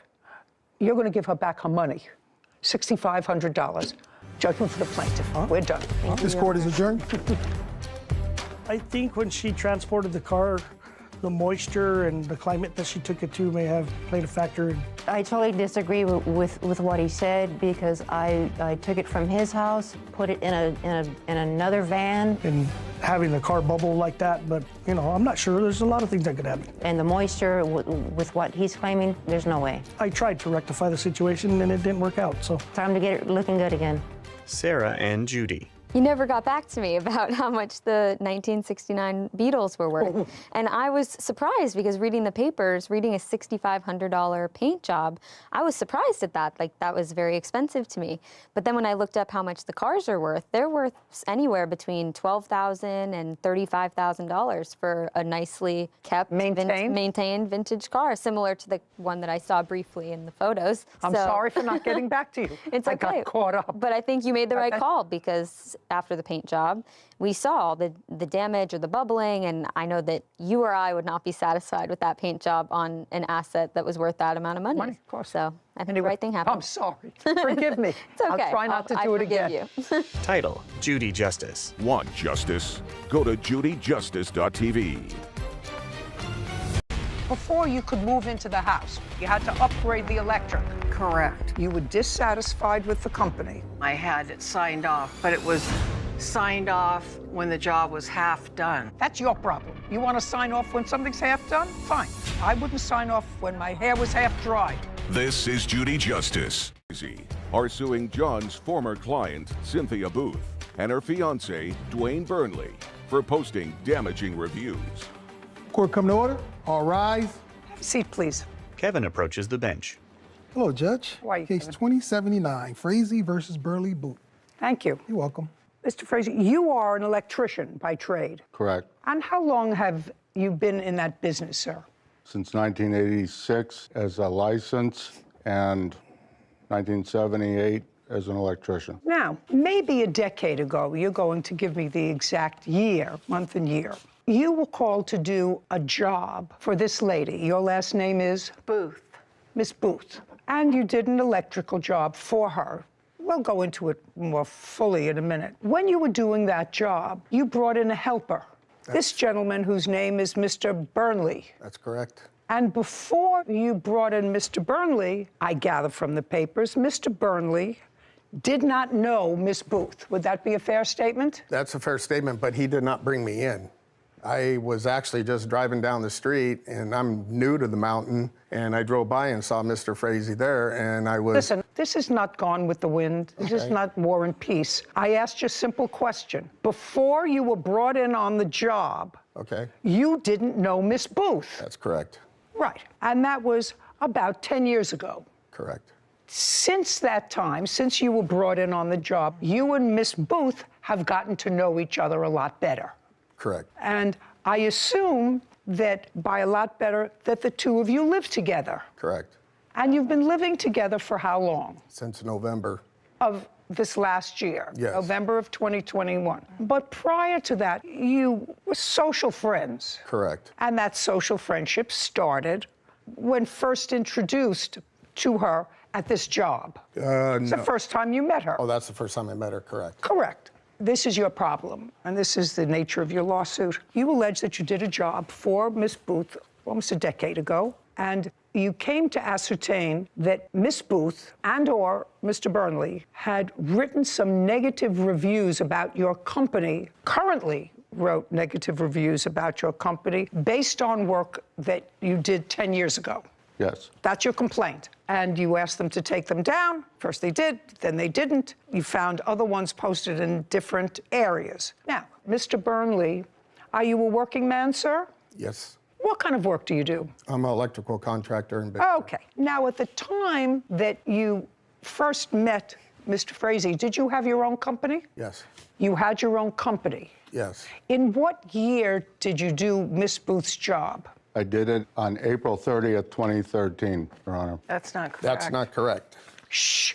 Month and year, you say you did the job. The job was done on May 9th of what? 2013. Okay, so we're off by a month. Is that right? I don't care. You were talking about 9 years ago. Correct. Now, tell me something about the job. What was the nature of the electrical job that you were doing? An older home needs to have at least a minimum of a 100 amp service. Ms. Booth's home had a 70 amp service at the time. She was purchasing it, and that came up on the inspection report to replace that, which I was engaged to do. So far, correct? No. Well, now I'll have your version. Did you have to upgrade the electric? I had to upgrade due to a homeowner's insurance. Okay, well, That's what they required. What's the difference in what he said? He said that you had to have your electricity upgraded, and it came up in the inspection report. It did not come in an inspection report. Well, then how did they find out? Who found out about with my policy.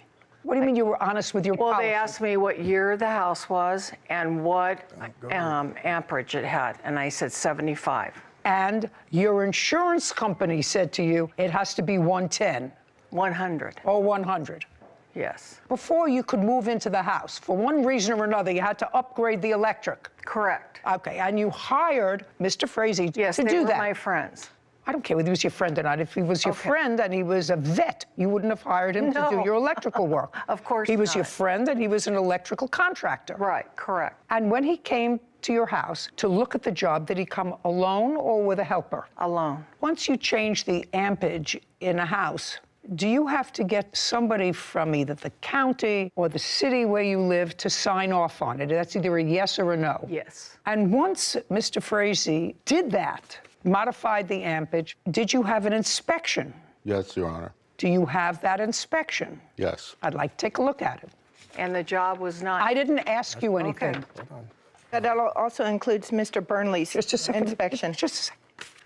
I'm sorry. Don't volunteer. I'm old. I get confused. I try to keep these things very linear, so even I understand them. Judy reviews a document. This is the inspection sign-off on the work that you did in 2013. Have you seen it? Yes, of course you have. No. Well, show it to them.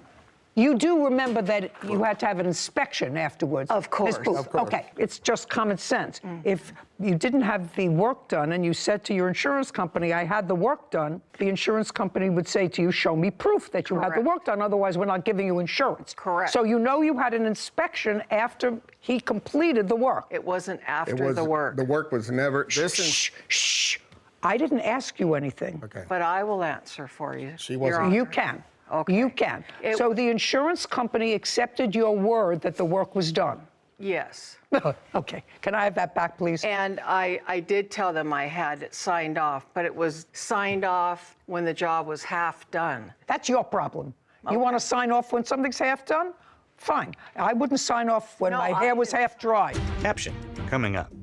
I'm saying to you that it was nasty and malicious. And it wasn't until the two of you were hoochie-coochieing that all of a sudden we got negative reviews about a job they did 9 years before. That's ridiculous. It's mean-spirited. A courthouse. The Judy Justice logo appears. In the courtroom, John, Cynthia Frazee, Cynthia Booth, and Dwayne. John and Cynthia Frazee claim John's former client, Cynthia Booth, and her fiancé, Dwayne Burnley, slandered their business. Dwayne is countersuing for filing a wrongful lawsuit. Now, my next question to you is, after 2013, did you perform electrical work for Miss Booth in her house? That's either a yes or a no. Yes. Now I'm going to ask you, what was the nature? I don't know. What do you mean you don't know? I don't remember. You mean, just a second, you remember the work that you did when Mr. Frazee was there in 2013, when you were with him, but you don't remember the nature of the work that you did for your girlfriend in 2018? I'm pretty sure it was a panel upgrade. Just a second. I want you to think. What kind of work did you do for Miss Booth in 2018? It must have been the panel upgrade that I did at her house. I changed the 100 amp out to a 200. Look at me. Because that would be. Look at me. I'm sorry.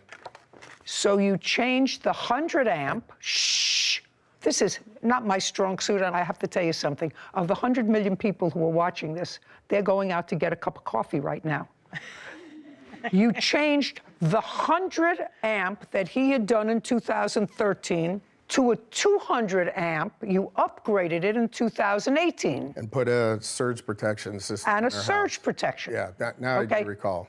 Great. When was the first negative review that you can show me written about your company? Now we got what's going on. Now I have it Your clear. Honor. Do you have it clear? I think a little bit more fuzzy than you, but clear enough. Do you have it clear? I have it clear now. You have it clear? Well, just to make it crystal clear, Mr. Frazee did work at Miss Booth's home in 2013.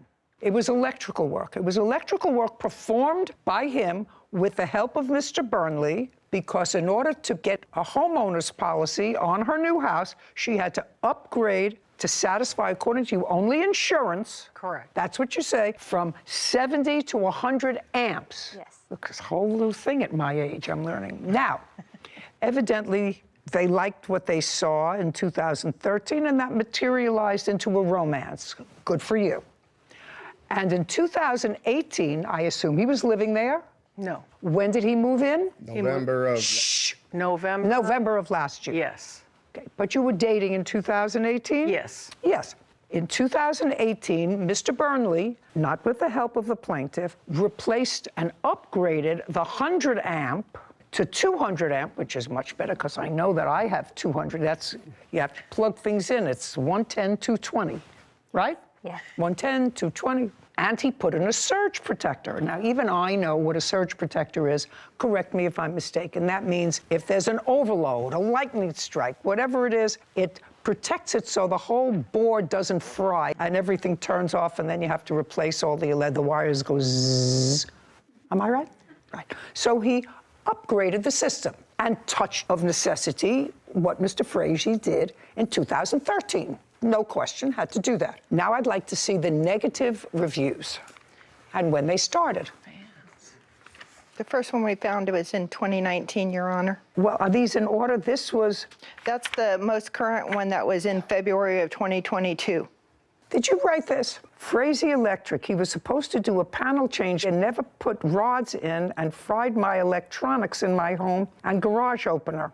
Left such a mess and never cleans up. That's correct. Did you write that? Yes, I did. When? In what year?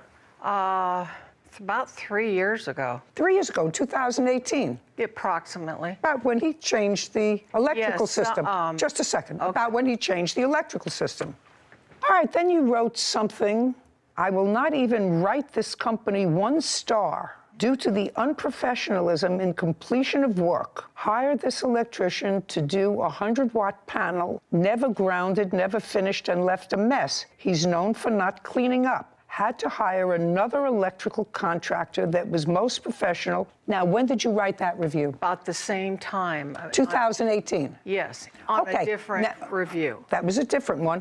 And you said that you had to hire another electrical contractor. Yes, I to did. finish the job. And who was that? That was DMB Electric. That was him? Yes, I called Just a second. 2 competitors. Just a second. In what year did you call them? Oh, this was... No, in what year did you call him? 2013. After he left, you called them? I called 2 other contractors. Just a second.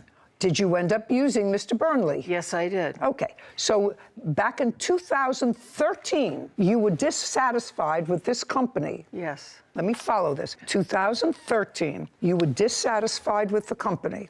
You called another company. 2 other. Just a second. You called another company, but the county had signed off on your job. Yes. What you say in your answer is that they signed off erroneously on the job. Well, yes. I have to take at face value they're signing off that the job was completed. And I assume You got your homeowner's insurance. Yes, I did. After he left and after you had the county sign off. Yes. Yes. Okay. But they... Now, just a second. Now, don't tell me a but. No. Now, 5 years later, because this was written in 2018. Correct. 5 years later, you're now dating Mr. Burnley. Correct. Who's now living with you. No. Who had... Well, you say you moved in 2021. Oh, 21. Yes. Yeah, who's now living with you. You began dating in 2018. That's correct. And Mr. Burnley, who is now living with you, and in 2018, you woke up one morning and said, who now has his own electrical company, woke up and said, 5 years ago, Mr. Frazie's company and he did not do a professional job in my panel. And now we're dating. And now all these negative reviews come, not in 2013 when we, Sarah, you have Yelp and all those things in 2013? I'm not sure if I can get back that far, but I could search. And I wasn't aware of Yelp. I don't care what you were aware of. Okay. You mean you woke up in 2019 and found out that you could give a star or a review? That's the first time you found that out? I don't believe you. I don't believe you. Well, it's I just true. want to tell you something. I don't believe you. I don't believe that when you want to go to a restaurant, Miss Booth, and it's a new restaurant, you don't take a look on your computer and say, I wonder how many stars it got. I wonder if there are any reviews on this resort. Yes. Well, then you were smart enough to do this. My sons are in IT, so they I want to tell you something. I don't believe you. Okay. Because I'm older than you are. And I know about this, and she can tell you I'm an idiot on the machine. Well, I don't buy it. And I don't buy, actually. Yeah, it is. I can't see any of her reviews. No. But there are reviews on Yelp of his business that all are very positive. I have them if you'd like to see them. I will look And at them. I have negative reviews that says the exact same thing what Cindy posted. Just a second. You don't understand what I'm saying to you, Mr. Burnley. I'm saying to you that it was nasty and malicious, because if she was unhappy with the service, it would have been posted in 2013, 14, 15, 16, 17. And it wasn't until the two of you were hoochie-coochieing that all of a sudden we got negative reviews about a job they did 9 years before. That's ridiculous. It's mean-spirited. Caption coming up. All those positive reviews that you posted, did any of them have to do with people that you're sleeping with?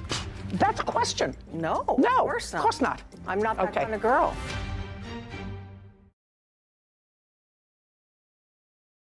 A courthouse. The Judy Justice logo appears. In the courtroom, John and Cynthia Frazee, Cynthia Booth, and Dwayne.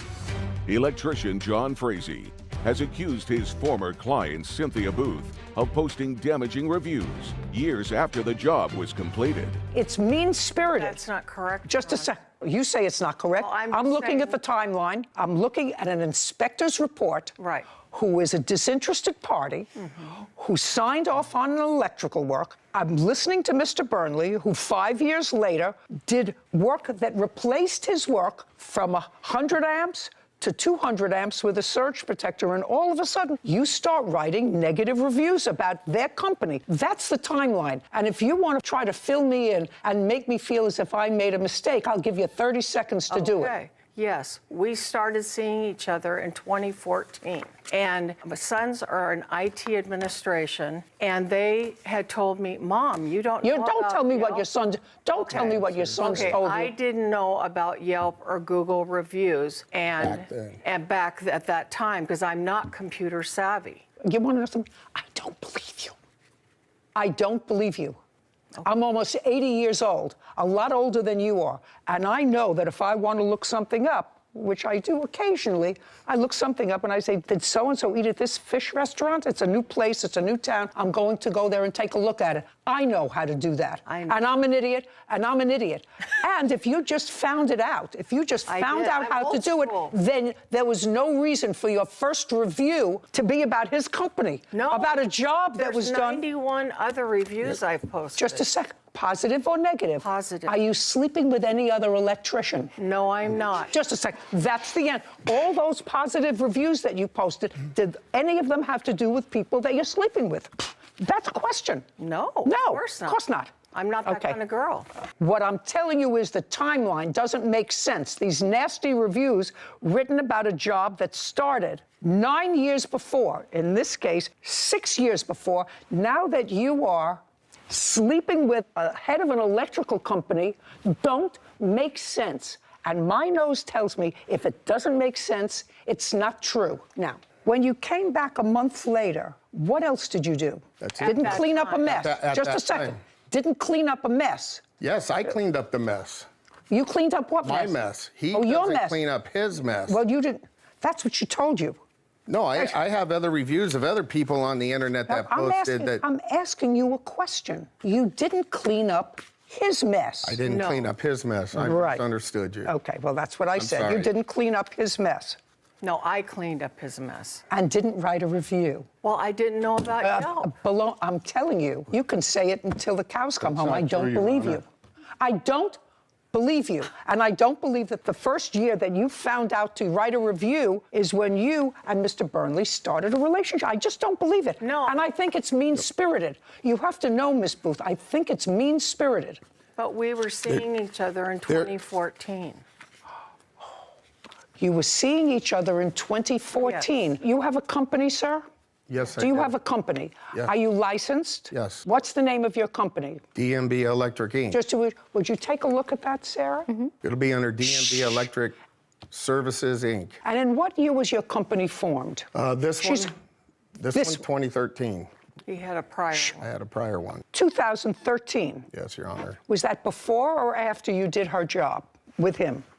Before or after? I had the license before. No, the company. I said, was the Yes, company the company formed? was established.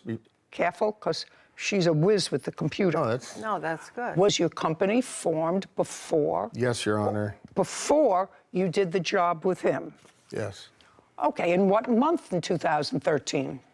I don't know. Are you what date. guessing? Yeah, I'm going Are to you guess guessing? January. Yes. Was it before or after you did the job with the plaintiff? If you don't know the answer, say, I don't remember. I don't remember. Okay, now. The business was incorporated March 20th of 2013.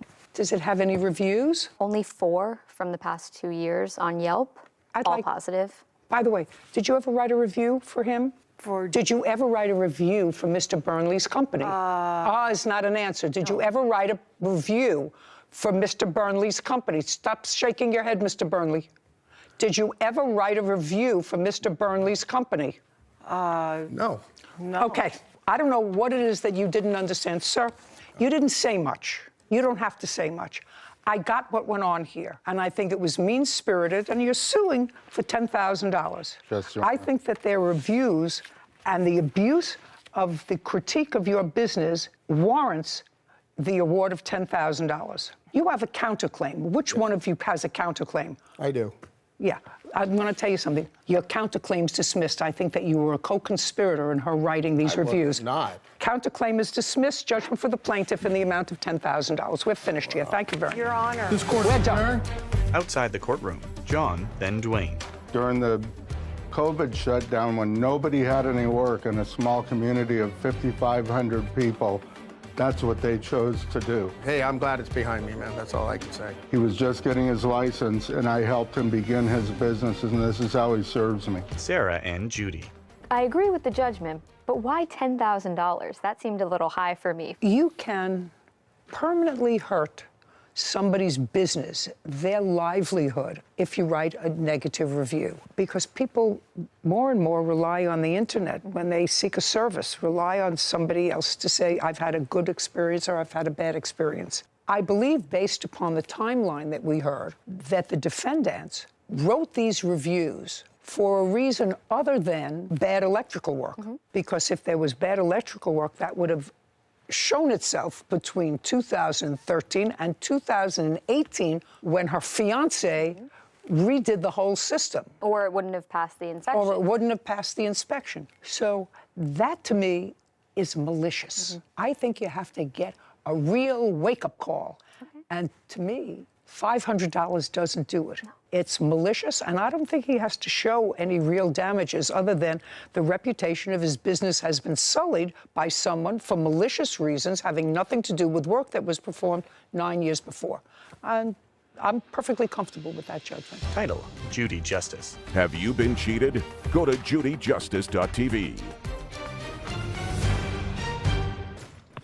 ধরা দেয় ওই যে সামনে সামনে সামনে সামনে সামনে দেও আমি উপরে আছি এখানে দেখবেন না 54 মারছে মারো ওই ভাই তোমরা কাস্টম খেলবে হ্যালো না ভাই আমরা নতুন প্লেয়ার ভাই খেলতে পারি না কাস্টম অনেক নতুন ভাই আপনি কাস্টমের কথা বলছেন ভাই আমরা তো জীবনে খেলতেছি না খেলি না ভাই কাস্টম আমরা অনেক নতুন ভাই বুঝেছেন না কথাবার্তা একবারে নতুন